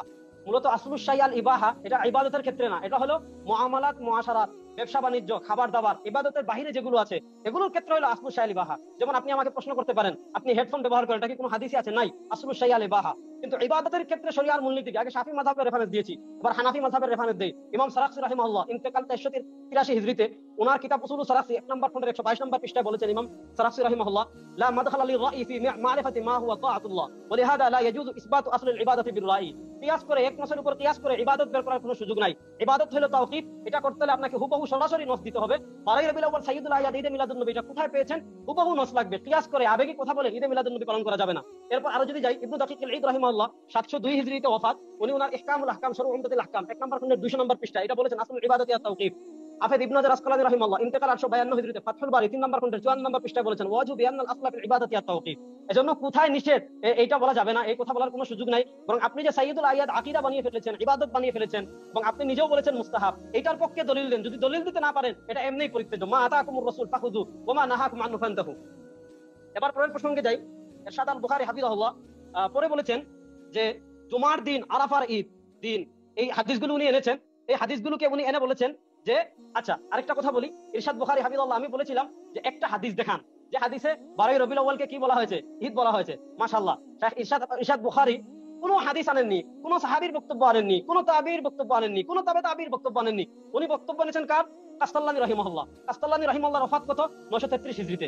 রাসূলুল্লাহ সাল্লাল্লাহু আলাইহি ওয়াসাল্লামের ওফাত কত? 11 হিজরিতে। আবু বকর রাদিয়াল্লাহু আনহু ওফাত কত? 13 হিজরিতে। ওমর রাদিয়াল্লাহু আনহু ওফাত কত? 24 হিজরিতে। ওসমান রাদিয়াল্লাহু আনহু ওফাত কত? 34 হিজরিতে। আলী রাদিয়াল্লাহু আনহু ওফাত কত? 44 হিজরিতে। মাশাআল্লাহ, ইরশাদ বুখারী হাফিজাহুল্লাহ রেফারেন্স এনেছেন কত হিজরি? 933 হিজরি। 933 হিজরির আগে কেউ আর 933 হিজরির পরে কেউ 100 জন যদি বলে ঈদে মিলাদুন নবী, ফজিলত প্রমাণ হবে না, কিয়াস করার কোনো সুযোগ নেই। কিয়াস আপনি ইবাদত যখন প্রমাণ করতে হবে, আপনাদের গাউসিয়া কমিটির বইয়ে আছে যে রাসূলুল্লাহ সাল্লাল্লাহু আলাইহি ওয়াসাল্লাম থেকে দেখাতে হবে, নাহলে এটা বেদাত। আপনি সুস্পষ্ট হাদিস দেখাতে হবে যে 12 রবিউল আউয়াল কোন হাদিসে এটাকে কি বলা হয়েছে, ঈদে যাওয়ার কোনো কি নেই, সুযোগ নেই। এরপরে আমাদের ইরশাদ বুখারী হাফিজাহুল্লাহ উনি বলেছেন যে তারা এটাকে মুস্তাহাব মুস্তাহসান হিসেবে পালন করেন। আমি এটার উপর একটু আলোচনা করতে চাই যে মুস্তাহাব কাকে বলে। শরীয়তের এর একটা পরিভাষা মুস্তাহাব। আল বাহরুল রাইক ফিকহে হানাফির প্রসিদ্ধ কিতাব, যেহেতু উনিও হানাফি দাবি করেছেন, 1 নম্বর খণ্ডের 55 নম্বর পৃষ্ঠা বলা হয় যে মুস্তাহাব্বুহু ওয়া হুয়া ফিল লিগাতি আশাইউল মাহবুব ওয়া ইনদাল ফুকাহা ওয়া মা ফাআলাহু নবী মাররা ওয়া তারাকাহু মাররা। যে কাজটা রাসূল কখনো করেছেন কখনো করেননি, এটার নাম মুস্তাহাব। আমি দেখাতে পারবো আপনাদের অন্তত 7টা কিতাব থেকে। এই যে দেখেন, এই কিতাবের নাম শরিয়াতের কষ্টিপাত্র মিলাদ ও কিয়াম, লিখেছেন মুফতি মুহাম্মদ উসমান গনি সারিহি, উনি এটাকে মুস্তাহাব বলেছেন। এই কিতাবের নাম ঈদে মিলাদুন নবী ও কিয়াম, এই কিতাব লিখেছেন আলাউদ্দিন জিহাদি, উনি এটাকে মুস্তাহাব বলেছেন। এই কিতাবের নাম ঈদে মিলাদুন নবী, বিরোধীদের আপত্তি জবাব, লিখেছেন শেখ নাসিরউদ্দিন নাহিদ, উনিও মুস্তাহাব বলেছেন। মিলাদুন নবী সাল্লাল্লাহু আলাইহি ওয়াসাল্লাম তাহির কাদরি, উনিও মুস্তাহাব বলেছেন। মিলাদ ও কিয়াম, উনিও মুস্তাহাব বলেছেন। আপনি নিজেও বলেছেন মুস্তাহাব, আপনাদের কিতাবাদিতে আছে মুস্তাহাব। এবং আমি মুস্তাহাবের সংজ্ঞা পেলাম মা ফাআলাহু নবী সাল্লাল্লাহু মাররা ওয়া তারাকাহু উখরা, রাসূল কখনো করেছেন কখনো করেন নাই, যাতে ফরজ না হয়। আমি আপনার কাছে সুস্পষ্টভাবে দেখতে চাইবো যে একটা হাদিস দেখান যে হাদিসে রাসূল করিম সাল্লাল্লাহু আলাইহি ওয়াসাল্লাম সুস্পষ্টভাবে 12 রবিউল আউয়াল ঈদে মিলাদুন নবী পালন করেছেন। 2 নম্বর আসেন, আপনারা যাকে অনেক শ্রদ্ধা করেন, আমি মুনাফির মুজাদ্দিদি রাহিমাহুল্লাহ, ওনার কাওয়াইদুল ফিকহ সবগুলো কিতাব আমার কাছে আছে, পৃষ্ঠা নম্বর 283, উনি বলেছেন আল মুস্তাহাব ইসমুল লামা শুরিয়া জিয়াদাতুন আলাল ফরদি ওয়াল ওয়াজিব, যেটা ফরজ এবং ওয়াজিবের চেয়ে একটু নিচে। ওয়াকিল আল মুস্তাহাব মা রাকাবা ফিহি শারি' ওয়া লাম ইউজিবহু, যেটা শারিআতে তার রাসূল সাল্লাল্লাহু যেটার ব্যাপারে উৎসাহিত করেছেন, ওয়া লাম ইউজিবহু, কিন্তু ওয়াজিব করেননি। একটা নস দেখান, শুধুমাত্র একটা সহিহ হাদিস দেখান যে রাসূলুল্লাহ সাল্লাল্লাহু আলাইহি ওয়াসাল্লাম 12 রবিউল আউয়াল ঈদে মিলাদুন নবী পালন করেছেন, অথবা 12 রবিউল আউয়ালকে সাইয়্যিদুল আয়াত বলে ঘোষণা করেছেন। একজন সাহাবীর আমল দেখান সহিহ riwayate। খবরদার জাল riwayat আনবেন না, আপনাদের কিতাবাদিতে জাল riwayate ভরপুর। যদি বলতেন তাহলে এগুলো দেখাতাম। আপনাদের কিতাবাদিতে ভুরি ভুরি জাল, এই যে আপনার আবু বকর রাদিয়াল্লাহু আনহু হাদিস জাল করেছেন, সেদিকে যাচ্ছি না। একটা সহিহ হাদিস দেখান যদি মুস্তাহাব দাবি করেন, একটা সহিহ হাদিস দেখান যে রাসূলুল্লাহ সাল্লাল্লাহু আলাইহি ওয়াসাল্লাম 12 রবিউল আউয়ালকে কি বলেছেন, সাইয়্যিদুল আয়াত বলেছেন। একটা সহিহ হাদিস দেখাবেন, তারপরে অন্য কথায় যাবেন। এরপর আসেন ইরশাদ বুখারী হাফিজাহুল্লাহ যে ঈদ বাড়ানো যাবে, এটার পক্ষে জুমার হাদিস এনেছেন, আরাফার হাদিস এনেছেন, এবং বলেছেন যে জুমার যেহেতু ঈদের দিন, আরাফা যেহেতু ঈদের দিন, 12 রবিউল আউয়াল ঈদের দিন, আমরা মেনে নিব। আপনার কাছে আমি বিনয়ের সাথে জানতে চাইবো সাহেব, জুমার দিনকে ঈদ বানিয়েছেন রাসূলুল্লাহ সাল্লাল্লাহু আলাইহি ওয়াসাল্লাম, আরাফার দিনকে ঈদ বানিয়েছেন রাসূলুল্লাহ সাল্লাল্লাহু আলাইহি ওয়াসাল্লাম, আর যেই দিনগুলোকে ঈদ বানিয়েছেন রাসূলুল্লাহ সাল্লাল্লাহু আলাইহি ওয়াসাল্লাম, সেই দিনগুলোর উপর কিয়াস করে আর কোনো ঈদ বানানো যাবে কি যাবে না, সেই ব্যাপারে রাসূলুল্লাহ সাল্লাল্লাহু আলাইহি ওয়াসাল্লাম নিজেই নির্দেশনা দিয়ে দিয়েছেন, লা তাত্তাখিযু ইয়াওমান ঈদা, কোন দিনকে ঈদ বানিও না। আপনি দলিল এনেছেন জুমার দিন আর আরাফার দিনের, সেই দিনগুলোকে ঈদ বানিয়েছেন রাসূলুল্লাহ সাল্লাল্লাহু আলাইহি ওয়াসাল্লাম। 12 রবিউল আউয়ালকে ঈদ বানাইলো কে? রাসূলের হাদিসে আবু বকর রাদিয়াল্লাহু তাআলা আনহু, ওমর রাদিয়াল্লাহু তাআলা আনহু, উসমান রাদিয়াল্লাহু তাআলা আনহু, আলী রাদিয়াল্লাহু তাআলা আনহু। 12 রবিউল আউয়ালকে কে ঈদ বানিয়েছে, কবে বানিয়েছে? যদি রাসূল সাল্লাল্লাহু বানিয়ে থাকেন নস দেন, আর যদি রাসূল সাল্লাল্লাহু বানিয়ে না থাকেন, তাহলে আপনাদের গাউসিয়া কমিটির মূলনীতি অনুযায়ী এটা বেদাত। কারণ রাসূল সাল্লাল্লাহু যেটা করেন এমন আকীদা বানানো, এটা হলো বেদাত। আর রাসূল নিজে নিষেধ করেছেন লা তাত্তাখিযু ইয়াওমান ঈদা। 12 রবিউল আউয়াল জুমার উপর কিয়াস করে, আমি শেষ করি ভাই, মাঝে কথা বলবেন না, জুমার উপর কিয়াস করে, আরাফার দিনের উপর কিয়াস করে আপনি ঈদে মিলাদুন নবী বানাচ্ছেন কেন? এবার আসেন ডক্টর ইরশাদ আল বুখারী হাফিজাহুল্লাহ পরে একটা হাদিস এনেছেন, মান সান্না ফিল ইসলামি সুন্নাতান হাসানা ফালাহু আজরুহা ওয়া আজরু মান আমিলা বিহা। ইসলামে যদি ভালো কাজ কেউ আবিষ্কার করে, তাহলে সে এই কাজের যে নেকি সেও পাবে, আর যে তার পরবর্তীতে করবে সেইটা পাবে। সুতরাং ঈদে মিলাদুন নবী যেহেতু ভালো কাজ, সুতরাং এটাতে কোনো সমস্যা নাই। বড় মজার কথা হলো প্রিয় দর্শক, আমি আপনাদেরকে বলি, ডক্টর ইরশাদ আল বুখারী হাফিজাহুল্লাহ মুসলিম শরীফের হাদিসের অর্ধেক পড়েছেন আর অর্ধেক পড়েন নাই। এই হাদিসটা মূলত এই ইবাদত আবিষ্কার করার ক্ষেত্রে না।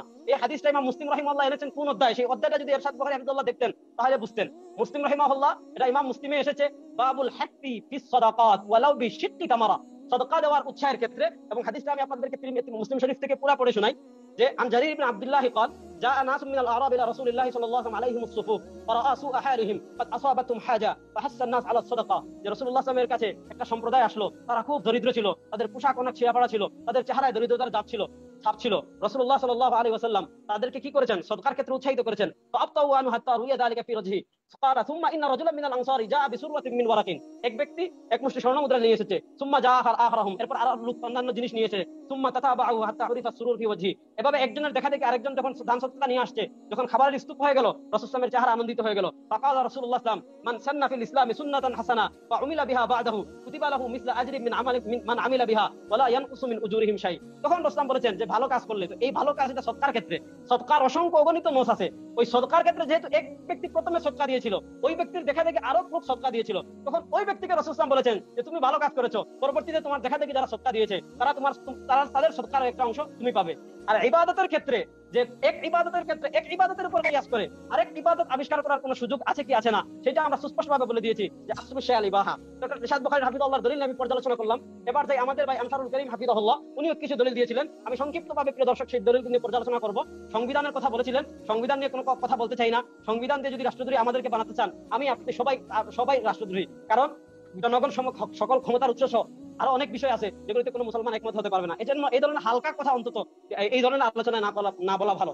দ্বিতীয়ত আমাদের আনসারুল করিম ভাই একটা আয়াত এনেছেন, রব্বানা আনজিল আলাইনা মাইদাতাম মিনাস সামা, যে ঈসা আলাইহিস সালাতু ওয়াস সালাম দোয়া করেছিলেন, হে আল্লাহ আমাদের উপর মাইদা নাজিল করুন, যাতে কি হয় এই দিনটা আমাদের জন্য ঈদ হয়। আমি এই দলিলটা আপনাদের লিখিত একটা কিতাব থেকে দেই। এই যে দেখেন, পবিত্র কোরআন সুন্নাহর আলোকে ঈদে মিলাদুন নবী লিখেছেন মুফতি আলাউদ্দিন জিহাদি, উনি ওনার বইয়ের 17 নম্বর পৃষ্ঠায় এনেছেন, ক্বালা ঈসা ইবনে মারইয়াম আল্লাহুম্মা রব্বানা আনজিল আলাইনা মাইদা, যে যখন ঈসা আলাইহিস সালাম দোয়া করলেন, হে আল্লাহ আমাদের প্রতি আকাশ থেকে খাদ্য অবতরণ করুন, যেন ওটা আমাদের পূর্ববর্তী ও পরবর্তীদের জন্য ঈদ বা আনন্দের বিষয় হয়। দোয়াটা করেছেন কে? ঈসা আলাইহিস সালাম। ঈসা আলাইহিস সালাম কি ইহুদিদের নবী? তাদের নবী যদি দোয়া করেন, নবীর কাজ শরীয়তে অবশ্যই দলিল। ঈসা আলাইহিস সালাতু ওয়াস সালাম দোয়া করেছেন যেন ঈদ হয়, আল্লাহ যদি কবুল করেন তাদের নবীর দোয়ার কারণে সেই দিন ঈদ হচ্ছে। প্রশ্ন হলো, তাদের ঈদ হচ্ছে ঈসা আলাইহিস সালামের দোয়ার কারণে, আর 12 রবিউল আউয়াল ঈদ কোন হাদিসের কারণে হচ্ছে? সেই হাদিসটা দেখান। ঈসা আলাইহিস সালাতু ওয়াস সালাম দোয়া করার কারণে, তিনি নবী হওয়ার কারণে ঈদ হয়েছে। আর আমাদের যে 12 রবিউল আপনারা সাইদুল আয়াত বানিয়েছেন, সেটা রাসূলুল্লাহ সাল্লাল্লাহু আলাইহি ওয়াসাল্লাম কোথায় বলেছেন বা কোথায় করেছেন? আরেকটা আমি হাদিস শুনাই, সহিহ ইবনে হিব্বানে হাদিসটা এসেছে 3857। আল্লাহ নবী সাল্লাল্লাহু আলাইহি ওয়াসাল্লাম ইহুদিদের কতটুকু বিরোধিতা করতেন, যে আন্না রাসূলুল্লাহ আয়েশা উম্মে সালামা রাদিয়াল্লাহু তাআলা বলেন, কানা রাসূলুল্লাহ সাল্লাল্লাহু আলাইহি ওয়াসাল্লাম ইয়াসুমু ইয়াওমাস সাবতি ওয়া ইয়াওমাল আহাদ, রাসূলুল্লাহ সাল্লাল্লাহু আলাইহি ওয়াসাল্লাম শনিবার এবং রবিবার রোজা রাখতেন। কেন? বলছেন ইন্নাহুমা ইয়াওমান ঈদুন লিল মুশরিকিন ওয়া উহিব্বু আন খালিফাহুম, শনিবার আর রবিবার হলো মুশরিকিনদের ঈদ, আর আমি এটা পছন্দ করি তাদের বিরোধিতা করার। রাসূলুল্লাহ সাল্লাল্লাহু আলাইহি ওয়াসাল্লাম তাদের বিরোধিতা করে ওই দিন ঈদ পালন করতেন না, আর আজকে মাশাআল্লাহ আমাদের শায়েখরা ইহুদিদের ঈদের উপর কিয়াস করে আরেকটা ঈদ বানিয়ে ফেলছেন। রাসূলুল্লাহ সাল্লাল্লাহু আলাইহি ওয়াসাল্লাম যেখানে বিরোধিতা করতেন, সেখানে তারা তাদের ঈদের উপর কিয়াস করে আরেকটা ঈদ বানিয়ে ফেলেছেন। অথচ রাসূলুল্লাহ সাল্লাল্লাহু আলাইহি ওয়াসাল্লাম বলছেন কি, আলাইকুম বিসুন্নতি ওয়া সুন্নাতিল খুলাফায়ে রাশিদিন আল মাহদিয়িন আদু আলাইহা বিন নওয়াজিজ, তোমরা আমার সুন্নাহ খুলাফায়ে রাশিদিনের সুন্নাহকে মাটির দাঁত দ্বারা আঁকড়ে ধরো, আদু আলাইহা বিন নওয়াজিজ। তারপরে যাই, আমাদের আনসারুল করিম সাহেব কষ্ট নেবেন না, আপনি স্পষ্টভাবে আল্লাহর, আমি শেষ করছি ভাই, 2 মিনিট সময় দেন, আমরা শেষ করছি। আনসারুল করিম সাহেব 2 মিনিট। আনসারুল করিম সাহেব আল্লাহর প্রতি সুস্পষ্ট মিথ্যাচার করেছেন এবং অনেকটা আহলুল কোরআনের মতো কথা বলেছেন, যেখানে কোরআনে সুস্পষ্টভাবে আছে কুল বিফাদিল্লাহি ওয়া রাহমাতিহি ফাবিযালিকা ফালইফরাহু ওয়া খায়রুম মিম্মা ইয়াজমাউন। যেহেতু কোরআনে আছে, সুতরাং হাদিসে দেখার দরকার নাই। এগুলো হলো শিরকি কথা, এই ধরনের কথা বলবেন না। এগুলো বললে অনেক কথা সেদিকে যাচ্ছি না। প্রথম কথা, এটা আল্লাহর নামে মিথ্যাচার। আল্লাহ কুল বিফাদিল্লাহি ওয়া রাহমাতিহি ফাবিযালিকা ফালইফরাহু, এখানে আল্লাহ ঈদে মিলাদুন নবীর কথা বলেন নাই। এখানে মুহাদ্দিসিনে কেরাম 2 দলে বিভক্ত, যে ফজল এবং রহমত দ্বারা কি উদ্দেশ্য। কিছু মুহাদ্দিসিনের মতে হইলো, মুফাসসিরিনের মতে হইলো রহমত দ্বারা নবী উদ্দেশ্য। যেহেতু তারা নবী উদ্দেশ্য নেন, এই হিসাবে নবীর কারণে কি আনন্দিত হওয়ার কথা বলা হয়েছে, এক দলের ব্যাখ্যা। কিন্তু আমরা যদি যাই কোরআনের, আরো অনেক মুহাদ্দিসিনে কেরাম মুফাসসিরিনে কেরামের ব্যাখ্যা, যেমন আমরা যদি যাই তাফসীরে তাবারিতে ইমাম তাবারি রাহিমাহুল্লাহ মোট 21টি riwayat এনেছেন, যে 21টি riwayate বলা হয়েছে এখানে রহমত দ্বারা কোরআন উদ্দেশ্য। তারপরে যদি যাই, ইমাম কুরতুবী রাহিমাহুল্লাহ তাফসীরে কুরতুবীতে 8 নম্বর খণ্ডের 353 নম্বর পৃষ্ঠায় বলেছেন যে قال ابو سعيد الخدري وابن عباس فضل الله على القران ورحمته على الاسلام। আপনার সময় শেষ। আমি শেষ করছি, না আমি এটা বুঝাই দেব, দলিলটা ওয়াজাহাত। না আপনার একদম 30 সেকেন্ড। কোরআনের কারণে এখানে আমি না সময় আমাকে মেইনটেইন করতে হচ্ছে। আই এম সরি, আমি দুঃখিত, এটা সবার জন্য। জি 30 সেকেন্ড। আমরা যদি ধরে নেই এখানে নবী উদ্দেশ্য, তাহলে এই আয়াতটাও নাযিল হয়েছে নবীর উপর। নবী কি কখনো ঈদে মিলাদুন নবী পালন করেছেন? সাহাবা ইকরাম কখনো ঈদে মিলাদুন নবী পালন করেছেন? ওই যে বুখারী আবু দাউদ শরীফের যে হাদিস আছে, লাকাদ কারাউ মা কারাতুম ওয়া আলিমু মা জাহিলতুম, ওমর ইবনে আব্দুল আজিজ রাহিমাহুল্লাহ যে কথা বলেছিলেন, যে আয়াত নবী সাহাবা ইকরাম পড়েছেন, কিন্তু তাদেরকে তো তারা অস্বীকার করেননি। এমন ভাবে এই লাকাদ মান্নাল্লাহ, যে আপনি যে দলিল দিয়েছেন কুল বিফাদিল্লাহি ওয়া রাহমাতিহি, প্রথমত অনেক আপনাকে ধন্যবাদ কোরআন, তাহলে এখন আপত্তি নাই। আর যদি নবী উদ্দেশ্য নেন, নবী কোন জীবনে তার 23 বছরের নবুয়তের জীবনে একবারও ঈদে মিলাদুন নবী সোমবারে রোজা রাখা ছাড়া আর কোনো কিছু করেছেন একটা হাদিস দেখান। ধন্যবাদ আপনাকে আপনার ভাই। একটা হাদিস দেখান। মুফতি সৈয়দ আনসারুল করিম আল আজহারি প্লিজ আপনি। রহিম, সম্মানিত দর্শক শ্রোতা, শুরু থেকেই বলে আসছি, একটা জিনিস আমাদের মাথায় ঢুকছে না, সেটা হচ্ছে আল্লাহর কালাম দিয়ে কথা বলা হচ্ছে, আর সেখানে শুধু খিস্তি খেয়ার এবং অপ্রাসঙ্গিক কথা, কে কি লিখেছে তার বই দেখানো হচ্ছে, এবং কে কোন সময় মৃত্যুবরণ করেছে, এভাবে ইয়ারা এভাবে, এগুলি তো শুধু ভাওতাবাজি দেখানো এবং আস্ফালন করা। আমি সুস্থ মস্তিষ্কের জন্য দোয়া করি আমাদের শেখের, তিনি যেভাবে এই কিতাব ওই কিতাব, এই নাম সেই নাম, এবং তার মায়াকান্না দেখে টাইমের জন্য, এবং যেভাবে তিনি নিজেকে জ্ঞানী প্রমাণ করার জন্য আস্ফালন করলেন, এটাই প্রমাণ করে যে ওনার অবস্থান কত নড়বড়ে, এবং সেই সাথে একটি আপনাকে জ্ঞানে প্রমাণ করেন হয়ে যায় তো। আমরা ব্যক্তিগতভাবে না বলে জি আমরা মূল আলোচনা নিয়ে রাখবেন। I have some strong message, please. I don't want to be disturbed and interrupted. জি এখানে আপনি মূল আলোচনা করেন, ওটা বলেন যে আমি দেখছি আমি দেখছি আপনার let me handle that. Okay please আপনি আমি আল্লাহর নামে মিথ্যারোপ করলাম, আমি কোরআন শরীফের দলিল দিলাম, এটা আল্লাহর নামে মিথ্যারোপ হয়ে গেল। এবং সবচেয়ে বড় আপত্তিকর ওনার কথা, যদি আমি if I am not mistaken, আমি যদি ভুল না করে থাকি, উনি বলেছেন যদি নবী থেকে প্রমাণিত হয় তাহলে ইট ইজ ননসেন্স। এই ননসেন্স শব্দটা রাসূলুল্লাহ সাল্লাল্লাহু আলাইহি ওয়াসাল্লামের শানে চরম বেয়াদবি এবং আপত্তিকর ছাড়া কিছু নয়। আজকে আমরা আলেম হয়ে এবং এই সমস্ত এই ধরনের একটি জায়গায়, এরকম একটি প্ল্যাটফর্মে যেখানে কোরআনের ইজ্জতের উপর হাত দেওয়া হয়েছে, যেখানে সমস্ত আবেগী কথা বলে লাভ নাই। আমি তাফসীর দেখে যেটা মুফাসসিরদের কথা। আপনার ভাই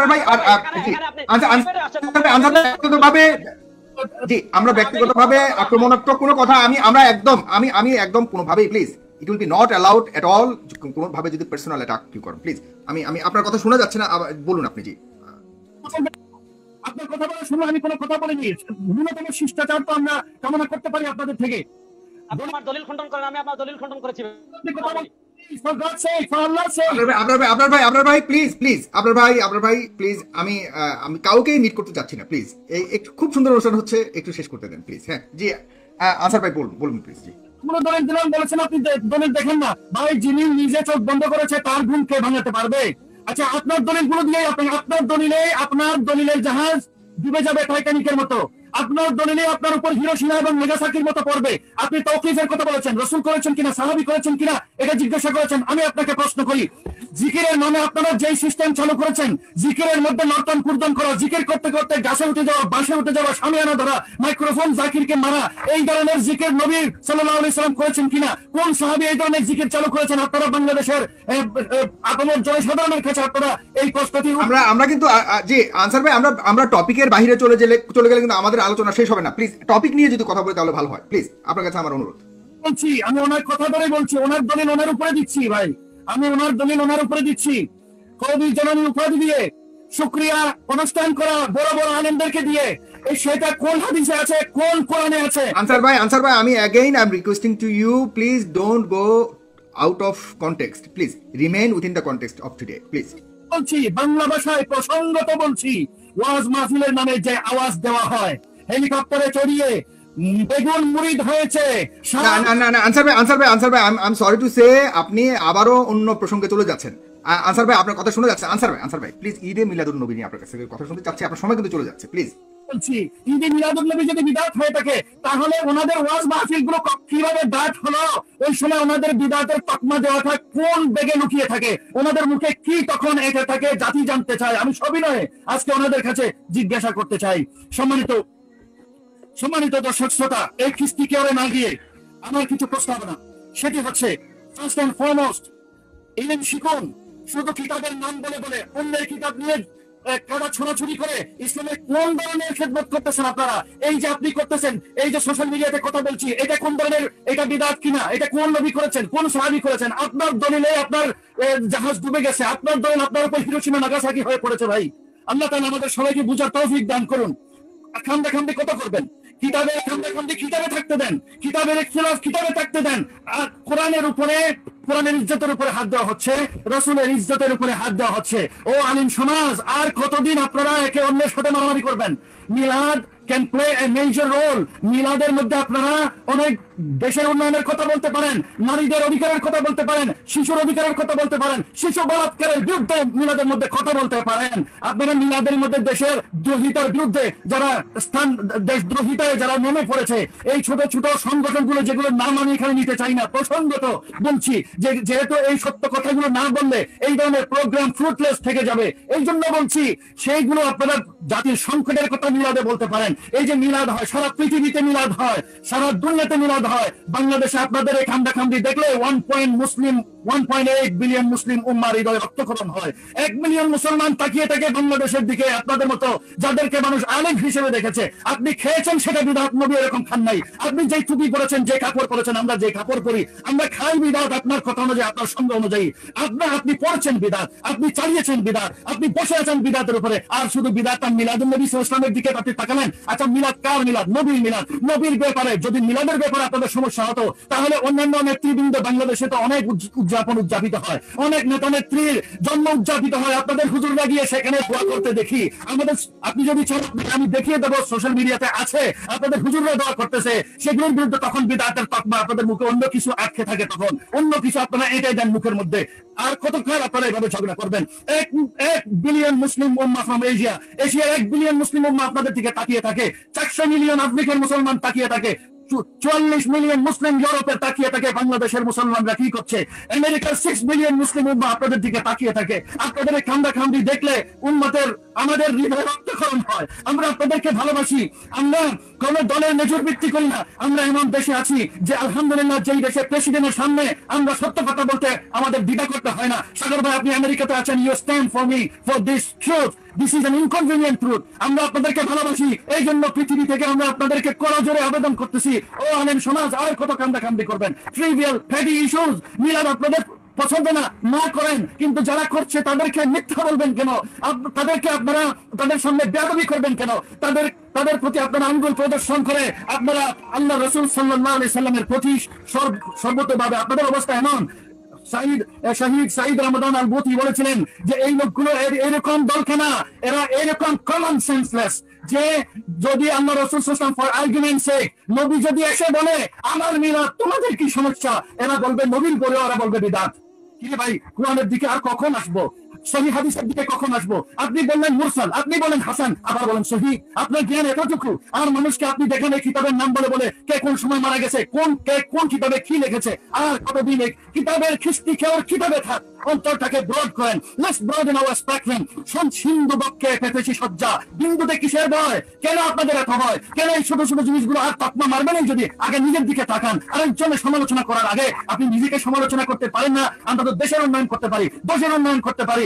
আর যারা আল্লাহ নবীর প্রেমে যারা উজ্জীবিত হয় মিলাদের মাধ্যমে, এটা তাদের অধিকার, এটা সমস্ত বিশ্ব মুসলিম উম্মার অধিকার। এই যে ম্যানহাটনে মিলাদুন নবীকে উপলক্ষ করে আমরা আবার আপনারা সাইয়্যিদুল ঈদ করে জিকির করা শুরু করেছেন, দিন করতেছেন। যে কোনো দিন যখন ইচ্ছা তখন মানান, আর মনে না চাইলে না মানান, কিন্তু ঝগড়াটা কেন করবেন ভাই? আমরা ম্যানহাটনের সমস্ত দলের উপদলের সবার পক্ষ থেকে স্বতঃস্ফূর্ত ভাবে পৃথিবীর অর্থনীতির চালিকা শক্তি ওয়াল স্ট্রিট থেকে শুরু করে আমরা র্যালি করি, প্রসেশন করি, আমরা সেখানে যাই রাসূলুল্লাহ সাল্লাল্লাহু আলাইহি ওয়াসাল্লামের মিলাদকে উপলক্ষ করে, যাতে আন্তর্জাতিক কমিউনিটির কাছে একটি দাওয়াতের একটি মেসেজ যায়। যখন মানুষ জানে যে এই লোকগুলো আসছে, আমেরিকার সরকার ওয়াল স্ট্রিটের মতো রোড বন্ধ করে দেয়, আর আমরা মানুষকে শুধু একটা মেসেজ দেওয়ার জন্য লন্ডনে এরকম প্রসেস হয়, মানুষদের একটা ফুল দেওয়া হয়, মানুষ জানে, একটা কিউরিওসিটি, একটা এনথুজিয়াজম সৃষ্টি হয় তাদের অন্তরে, যে আজকে মুসলমানদের নবী তাদের জন্মকে উপলক্ষ করে মুসলমানরা আজকে একটি মেসেজ দিতে চাচ্ছে। আমরা শান্তির মেসেজ দিতে পারি। একটা জিনিস প্রমাণিত, আজকে পর্যন্ত এই ডেকেডের মধ্যে যত টেররিস্ট অ্যাক্টিভিটিস হয়েছে, যত জ্বালাপোড়া হয়েছে, নিরাপরাধ মানুষের উপরে বোম মারা হয়েছে, টেররিস্ট অ্যাক্টিভিটি হয়েছে, এর মধ্যে যা একটা জিনিস প্রমাণিত, আমি রিপোর্ট দিচ্ছি স্টকহোম পিস রিসার্চের একটি রিপোর্ট, যেটি 2020-তে এসেছিল। সেটি হচ্ছে যে ওনারা রিসার্চ করেছিলেন যে মুসলমানদের which denomination of the Muslims are behind the terrorist attacks that is proven। আজ পর্যন্ত যত জ্বালা পোড়া হয়েছে, এগুলির মধ্যে একটি জিনিস প্রমাণিত হয়েছে, যারা মিলাদ করে তারা টেররিস্ট হয় না, তারা সন্ত্রাস করে না, তারা তাসের রহমত কায়েম করে না, কারণ তারা রহমাতুল আলামিনের রহমতের ছোঁয়া পায়, তারা রাসূলুল্লাহ সাল্লাল্লাহু আলাইহি ওয়াসাল্লামের রহমতের আবেশে তারা উদ্বেলিত হয়, তাদের ভালোবাসা বৃদ্ধি পায়, তাদের ঈমান বৃদ্ধি পায়। এই মিলাদের মাধ্যমে নবীর সুন্দর চরিত্র আপনি প্রকাশ করতে পারেন। আমি একটা প্রসঙ্গত একটি বাস্তব ভিত্তিক উদাহরণ দিব। বাংলাদেশের মধ্যে বীর চট্টলায় একটি নৈসর্গিক জায়গা হচ্ছে চুমতি, লোহাগাড়া থানার মধ্যে চুমতি নামক গ্রাম। সেখানে আজকে থেকে 50 বছর আগে উনি কুলশিরমিলি হাফেজ আহমেদ রহমতুল্লাহ আলাইহি শাহ সাহেব কেবলা চুমতি, তিনি একটি মাহফিলের প্রবর্তন করেছিলেন। 19 দিন ব্যাপী প্রতিদিন মিলাদ হয়, সিরাত হয়, সিরাতুন নবী সাল্লাল্লাহু আলাইহি ওয়াসাল্লামের মাহফিল। চুমতি হাকিমি আলিয়া মাদ্রাসা যুগশ্রেষ্ঠ একটি শিক্ষা প্রতিষ্ঠান, বিদ্যানিকেতন, সেই মাদ্রাসার তত্ত্বাবধানে মিলাদ হয়। সেখানে কোনো গায়ের শরীয়তের বিরোধী কোনো কাজ হয় না, যার ফলশ্রুতিতে অত্র এলাকার মধ্যে সামাজিক অবক্ষয় অনেক কমে এসেছে। বাংলাদেশের মধ্যে আমাদের সৈয়দ বুখারী সাহেবের রিসার্চ সেন্টারে মিলাদ হয়, বাংলাদেশের দাওয়াত ইসলামী, আপনার মিনহাজুল কোরআন ইন্টারন্যাশনাল, আঞ্জুমানে রহমানিয়া, বাইতুল শরফ এর পীর হাদি জামান আব্দুল জব্বার রহমাতুল্লাহ আলাইহি, বাইতুল শরফের তত্ত্বাবধানে 12 দিন ব্যাপী সিরাত এবং মিলাদ অনুষ্ঠিত হয়। সেখানে সাংস্কৃতিক অনুষ্ঠান হয়, কোনো হারাম কাজ হয় না। আমাকে মাফ করবেন, আমি সকলের নাম নিতে পারছি না সময়ের জন্য, কিন্তু একটা জিনিস প্রমাণিত, দেশে বিদেশে জাতীয়ভাবে আন্তর্জাতিকভাবে এই মিলাদুন নবী সাল্লাল্লাহু আলাইহি ওয়াসাল্লাম চলবে এবং কিয়ামত পর্যন্ত সেটা বন্ধ হবে না। আপনার জু জ্বলেগা, জ্বলতা রহে, মিট जाएगा, मिटते रहेगा, मिट जाएंगे आदा तेरा, न मिटा है न मिटेगा कभी चर्चा तेरा। রাসূলুল্লাহ সাল্লাল্লাহু আলাইহি ওয়াসাল্লাম যেদিন এসেছিলেন সেই খুশি চিরকাল থাকবে। যেদিন পুরাতন রবি উদিল না আর সেদিন লজ্জা পেয়ে নতুন রবির আলোকে সেদিন বিশ্ব উঠিলছে। বিদ্রোহী কবি কাজী নজরুল ইসলামের এই কথা দিয়ে সবাইকে উদাত্ত আহ্বান জানাতে চাই, আল্লাহর ওয়াস্তে ইসলামকে জানার চেষ্টা করুন, নবীকে জানার চেষ্টা করুন। রাসূলুল্লাহ সাল্লাল্লাহু আলাইহি ওয়াসাল্লাম মোর দ্যান এভার, আল্লাহ নবীকে জানা আমাদের সবচেয়ে বেশি প্রয়োজন। নবীর ইজ্জতের উপরে হানা দেওয়া হচ্ছে, কোরআনের উপরে হানা দেওয়া হচ্ছে। আমরা মনে করি এই কোরআনের প্রতিটি অক্ষর, প্রতিটি সিলেবল এই কোরআনের ইজ্জতের জন্য আমাদের ওজত করি মুসলিম উম্মার জীবন উৎসর্গিত হোক। কোনোভাবেই আমরা এই কোরআনের ইজ্জত বেইজ্জতিকে আমরা মেনে নিতে পারি না। সেই সাথে আপনারা আলেম সমাজ, আপনারা তো এরকম খান্দাখান্দি করেন, আপনারা আপনাদের ইজ্জতটাই ডুবাই দিবেন রে ভাই। আমরা তো এখানে নাই, আমরা বাহির থেকে শুধু আপনাদেরকে করজোড়ে আরোজ করতেছি, আর কত খান্দাখান্দি করবেন। এবার আপনাদের সুবুদ্ধি উদয় হোক, এবার আপনাদের সেন্সটা ফিরে আসুক, কিতাবের খিস্তিকে কিতাবে রেখে দেন। একটু দেখেন রাসূলুল্লাহ সাল্লাল্লাহু আলাইহি ওয়াসাল্লাম। আপনার সময় জি আনসার ভাই, আপনার সময় শেষ। হুজুরদের কথা শুনে আপনারা বাংলাদেশে একটি অস্থিতিশীল পরিস্থিতির মধ্যে এই ধরনের কথাগুলো বলছেন। ওই হুজুররাই তাদের কথা ধরে আরব ভূমিতে আজকে থেকে 70 বছর আগে খিলাফতকে ধ্বংস করা হয়েছিল। আজ পর্যন্ত ওই হুজুরদের টক্সিক ইডিওলজি গুলোকে আস্থা করে নিক্ষেপ করেন, বঙ্গোপসাগরে নিক্ষেপ করেন। কে কি বলেছে? যারা আপনাকে ডিলেট করতে চায়, যারা বাংলাদেশের সাম্প্রদায়িক সম্প্রীতি নষ্ট করতে চায়, বাংলাদেশ একটি জ্বলন্ত দালানের উপরে রেখে দিতে চায়, তাদের ধন্যবাদ। আপনাকে আমি মিউট করতে হচ্ছে, আপনাকে ধন্যবাদ। আপনার জি আমি আপনাকে মিউট করতে অনেক ধন্যবাদ আনসার ভাই। আমি মুফতি শামসুদ্দৌলা আপনার কাছে যাচ্ছি, আপনি দয়া করে আপনার। ধন্যবাদ সাগর ভাই। প্রথমে অনুরোধ করবো আমার টাইমের ব্যাপারে একটু যত্নবান হওয়ার জন্য। আমি মনে হয় আগের বারে পুরো 15 মিনিট শেষ করতে পারি একদম। আমার টাইম আমি চ্যালেঞ্জ করে বলতে পারবো আপনার পরবর্তীতে অবশ্যই। আসলে যখন আপনারা কথা বলেন তখন আপনারা আসলে ওই যে টাইমটা নিজেরা বুঝতে পারেন, হ্যাঁ, কিন্তু আমি দেখছি তো আমার উপরে রিলাই করতে পারেন। ধন্যবাদ, শুকরিয়া ভাইয়া। তাহলে আমাদের আনসারুল্লাহ ভাই যেটুকু বললো একটু সময় দিবেন, আমি ইনশাআল্লাহ চেষ্টা করবো নেওয়ার জন্য, শেষ করবো ইনশাআল্লাহ। যাই হোক, আলহামদুলিল্লাহ খুবই চমৎকার ভাবে নবী টাইমে যথেষ্ট উত্তরিত হয়ে চমৎকার আলোচনা করছিলেন আমাদের মুহতারাম আনসারুল্লাহ সাহেব। দর্শক মূল্যায়ন করবেন বক্তব্য বিষয়গুলো। আসলে অ্যাকচুয়ালি আমি প্রথমেই বলি, নবীজিকে আমরাও মহব্বত করি, আমাদের ভাইরাও মহব্বত করে। আজকে যে বিষয়টা আলোচনা, যেহেতু সর্বোচ্চ ওনাদেরও দাবি হচ্ছে মুবাহ বা মুস্তাহাব পর্যায়ে, সুতরাং এটাকে কেন্দ্র করে আমার মনে হয় এটাকে নিয়ে এই মোটামুটি জাযাকুমুল্লাহ। আমি প্রথমেই শুরু করতে চাচ্ছি আমাদের মুহতারাম ডক্টর সৈয়দ হাফিজাল্লাহ বুখারী হাফিজাল্লাহ কয়েকটা দলিল দিয়েছেন, এর ভিতরে আমাদের আপনার সাহেব কয়েকটা জবাব দিয়েছেন। আমি দুপুরের জবাব দিই, মূল আলোচনায় যাব। প্রথম বিষয় হচ্ছে আমাদের সৈয়দ সাহেব বলেছেন কোরআন থেকে প্রমাণ দেখানোর জন্য, হাদিস থেকে প্রমাণ দেখানোর জন্য, সাহাবায়ে কেরাম থেকে প্রমাণ দেখানোর জন্য। দেখুন, একটা বিষয় যেটা হয়েছেই পড়ে, দেখুন আমরা জানি ঐতিহাসিকভাবে আজকে যে ঈদে মিলাদুন নবী নিয়ে আলোচনা হচ্ছে, এটা যদি ঐতিহাসিক প্রামাণ্যতা দেখি তাহলে আমরা এই বিষয়গুলো নিয়ে আমার মনে হয় যে অহেতুক আর ঝামেলা করতে হবে না এই দলিলে খুঁজতে যে কোরআনে আছে কিনা, হাদিস আছে কিনা। এটা সূচনাই হয়েছে 700 হিজরি থেকে। এরপরে যেমন ওমর বিন মুহাম্মদ আল মুসলি তিনি ৬ষ্ঠ হিজরি ৫৭০-এ যার মৃত্যু। আবু সাঈদ মুজাফফর উদ্দিন যিনি ছিলেন তিনি ৬৩০ হিজরিতে। আরো একটু আগে কিছু কিছু হতো, যেটা মূলত শিয়াদের মধ্যে একটা গ্রুপ আলী রাদিয়াল্লাহু তাআলা আনহু, হাসান রাদিয়াল্লাহু তাআলা আনহু, হোসেন রাদিয়াল্লাহু তাআলা মধ্যে জীবনে নিয়ে বিভিন্ন সময় আলোচনা করতেন। তো মূলত আসলে জন্মকে কেন্দ্র করে দিবস পালনের থিঙ্কিংটাই না নবী জমানায় ছিল, না সাহাবী জমানায় ছিল, না তাবী জমানায় ছিল, না ইমাম মুজতাহিদিনদের জমানায় ছিল। সুতরাং এগুলো থেকে দলিল খোঁজা আমার মনে হয় এটা একরকম মৌলিক দৃষ্টিভঙ্গিগত একটা ভুলের মধ্যে পড়ে। দ্বিতীয় নম্বর হচ্ছে আমাদের আরশাদ বুখারী সাহেব বলছেন যে আমাদেরকে চেনেন না, তার মানে আমাকে চেনার কথা। সৈয়দপুরে একাধিকবার আপনার সঙ্গে সাক্ষাৎ হয়েছে, 25শে মে তো যে বাহাস হওয়ার কথা ছিল সেখানেও আমার নাম ছিল। আপনাকে আমি যথেষ্ট ভালো করে চিনি এবং আপনাকে বেশ ভালো লাগে, দোয়া করবেন আমাদের জন্য। আচ্ছা, সৈয়দ বুখারী সাহেবের আলোচনার একটা মৌলিক বিষয় ছিল, তিনি বলতে চাচ্ছিলেন যে আমরা আমাদের মাওকিফ আগে ছিল আমরা দুইটাই পালন করতাম, দুইটাই স্বীকার করতাম, তিনটাই স্বীকার করতাম না, তৃতীয় চতুর্থ ঈদ পঞ্চম ঈদ স্বীকার করতাম না। এখন তো অন্ততপক্ষে আবরার সাহেবের কথা থেকে তিনি নিয়েছেন যে এটা হয়েছে যে এখন ওরা 2 থেকে বের হয়ে আসছেন 3, 4, 5 এটাকে স্বীকার করছে। দেখুন, আমার মনে হয় এখানে আমরা মতবিরোধের মূল পয়েন্টটা থেকে আমরা আউট হয়ে যাচ্ছি। দেখুন, একটা হচ্ছে আপনি মনে হয় আমাদের মাওকিফটা সম্পর্কে অবগত নন। হ্যাঁ, দ্বিতীয় নাম্বার হচ্ছে আরেকটু বোঝার জন্য বলি, এই মুসান্নাফ ইবনে আবি শাইবার নাম নিলে, মুসান্নাফ আব্দুর রাজ্জাকের নাম নিলে তো আমাদের আহলে হাদিস ভাইরা ক্ষিপ্ত হয়, কেননা তারা বুখারী পর্যন্ত এদের মাথা যায়, এর বাইরে তারা যায় না। অথচ মুসান্নাফ ইবনে আবি শাইবা বলেন, আব্দুর রাজ্জাক বলেন, ওনারা তো হলেন বুখারী, মুসলিম, তিরমিজি, আবু দাউদ সবার উস্তাদ। এবং আশা করি এই বিষয়টা আপনারা, জি এই তো বললাম, মানে ওস্তাদের পর্যায়ের মধ্যে তারা আছেন। সুতরাং ওনাদের নাম নিলে অন্তপক্ষে আপনাদের মতো যারা আমাদেরই এদের ক্ষিপ্ত হওয়ার কোনো প্রয়োজন নেই, বরং সেই হাদিসগুলোকে ওস্তাদ থেকে আসছে বর্ণে আমরা নিতে পারি। তো যাই হোক, তো আমাদের মাওকিফ আসলে এখানে মতবিরোধের জায়গাটা আমরা বিরোধ করছি যে ইবাদত হিসেবে ঈদ নামে দুটাই প্রসিদ্ধ, বাকি যেগুলো আছে সেটা কিন্তু মুস্তাকিল ইবাদত, মানে ঈদ নামে নয়, বরং সেগুলো কোনোটা জুমা নামাজ, কোনোটা আরাফায়, সেটা হজের ভিন্ন নামে আছে। অর্থাৎ সেটাকে আরাফা ঈদ যে উল্লেখ করা হয়েছে সেটা বিকল্প ভিন্ন একটা জিনিস হিসেবে উদ্বুদ্ধ করা হয়েছে, এবং সেটার ব্যাপারে আমরা সাহেব চমৎকার আলোচনা করেছি, আমি সেদিকে যেতে চাই না। এই জন্য আমার মনে হয় আমরা আগে থেকে আমাদের মাওকিফ এটাই যে মুস্তাকিল ইবাদত হিসেবে ঈদ আমরা আগেও বলেছি দুইটা, এখনো বলি দুইটা। আশা করি আপনি ক্লিয়ার হয়েছেন। বাকিগুলোকে ঈদ বলা যাবে কিনা, যেগুলোকে নবী ঈদ বলেছে আমরা বলবো, যেগুলোকে নবী বলেনি সেগুলোকে আমরা বলবো না, আমরা এখনোই থিমের উপরে আছি।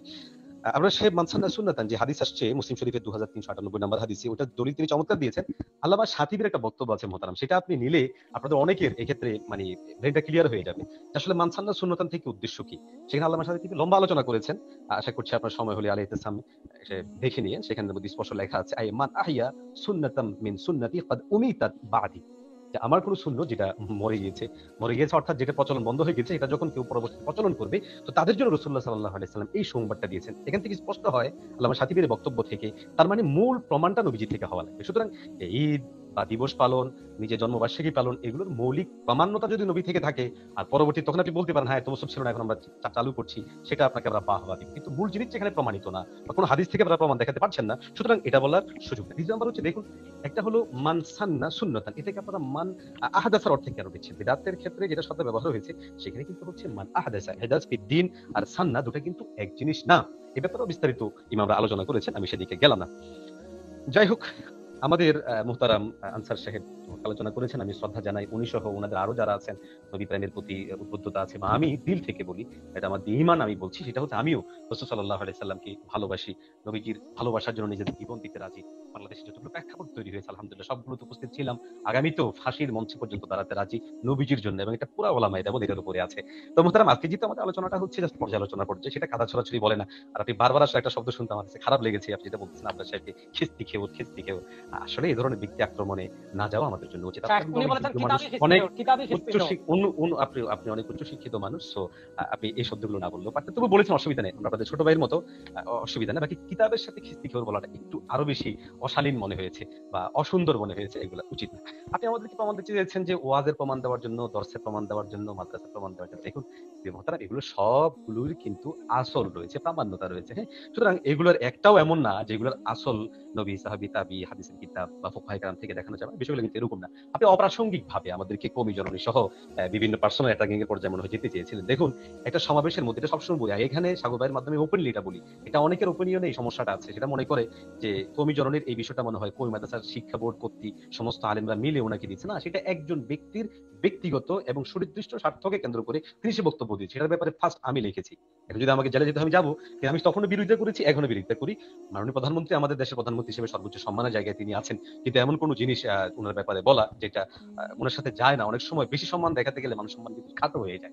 তো যাই হোক, এটা কিন্তু আমাদের সম্মানিত কোনো বিষয় না, একজন ব্যক্তির ব্যক্তিগত বক্তব্য ছিল। আপনি প্রশ্ন করতে পারেন তাহলে সবার সামনে আবার বিরোধিতা করা হয়নি কেন, বা এটার সবাই মিলে একটা প্রতিবাদ করেনি কেন? দেখেন, এটা সভ্যতা, শালীনতা এবং আমরা যে সভ্য এবং ভদ্রচিত আচরণ করতে জানি, সেটার একটা বড় প্রমাণতা সেটা ছিল, যে না এর আলোচনার কথা প্রয়োজন আমি মনে করি। আচ্ছা যাই হোক, আজকের আলোচনায় আপনি একটা যেটা চমৎকার বলেছিলেন, আপনি বেশ আলোচনার ফাঁকে, যেটা হলো আপনি বলছেন যারা মিলাদ কায়েম করে তারা টেররিস্ট হয় না। দেখুন, এগুলা কিন্তু উম্মতের কাছে বাজে মেসেজ যায়। হ্যাঁ, মিলাদ পালন করা না করার সাথে টেররিস্ট হওয়া না হওয়া, ভালো মানুষ হওয়া না হওয়ার সাথে কিন্তু সম্পর্ক নাই। আর আমি আরেকটা বিষয় ক্লিয়ার করেছি যে মিলাদ ঠিক উদ্দেশ্য যদি নবী জীবনী আলোচনা করা হয়, নবীর প্রতি মহব্বত কিভাবে বাড়ানো হয়, নবীর প্রতি দুরূদ শরীফ প্রেরণ করা হয়, এবং ওই সমস্ত দুরূদ যেগুলো রাসূলুল্লাহ সাল্লাল্লাহু আলাইহি ওয়াসাল্লাম থেকে সুস্পষ্টভাবে প্রমাণিত আছে, কোনো অসুবিধা নেই। এই নিয়ে আমাদের কোনো মতবিরোধী নেই।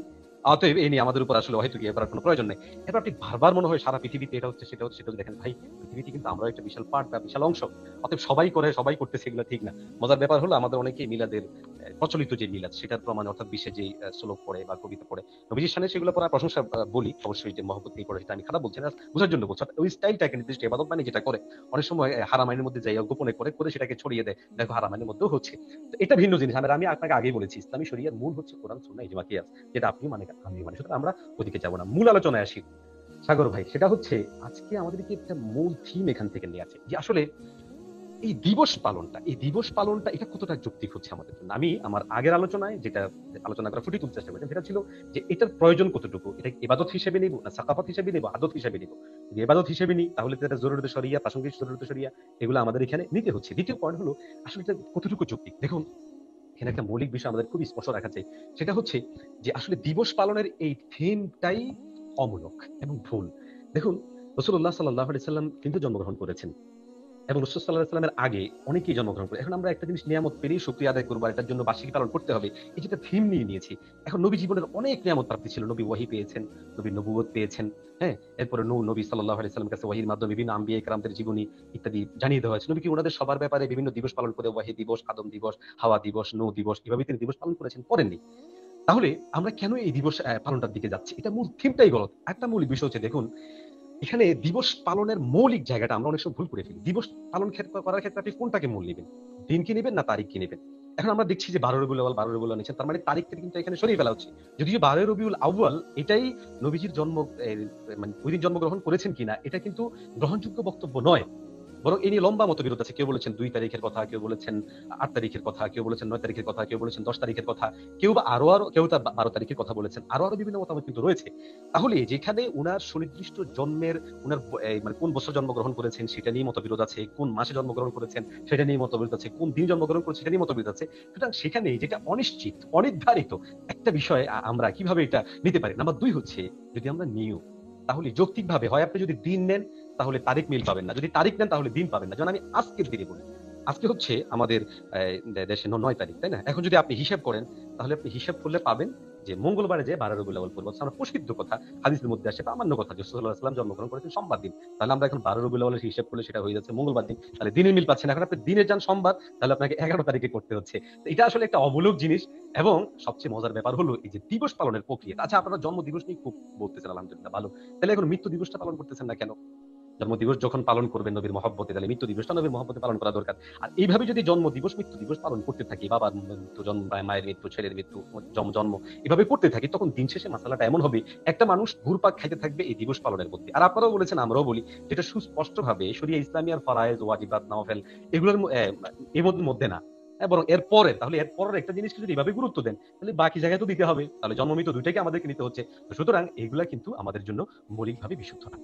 আরেকটা কথা আমি যেটা এখানে স্পষ্ট করা, স্পষ্ট মনে করছি, এটা আমাদের সাথে বুখারী সাহেব বলছেন এবং আমাদের মুহতারামও বলছেন, সেটা হচ্ছে যে বারবার ওনারা বলছেন যে কোরআন হাদিসে স্পষ্ট নিষেধ আছে কিনা। দেখুন, কোরআনুল কারীমে স্পষ্ট নিষেধাজ্ঞা নেই, তাই বলে পালন করে আমি প্রথমেই বলেছি এটা বহু পরের জিনিস। সুতরাং পরের জিনিসকে আগের জিনিস দিয়ে আপনি যদি বলে দেন ওখানে ছিল কিনা আছে কিনা, এটা অযৌক্তিক।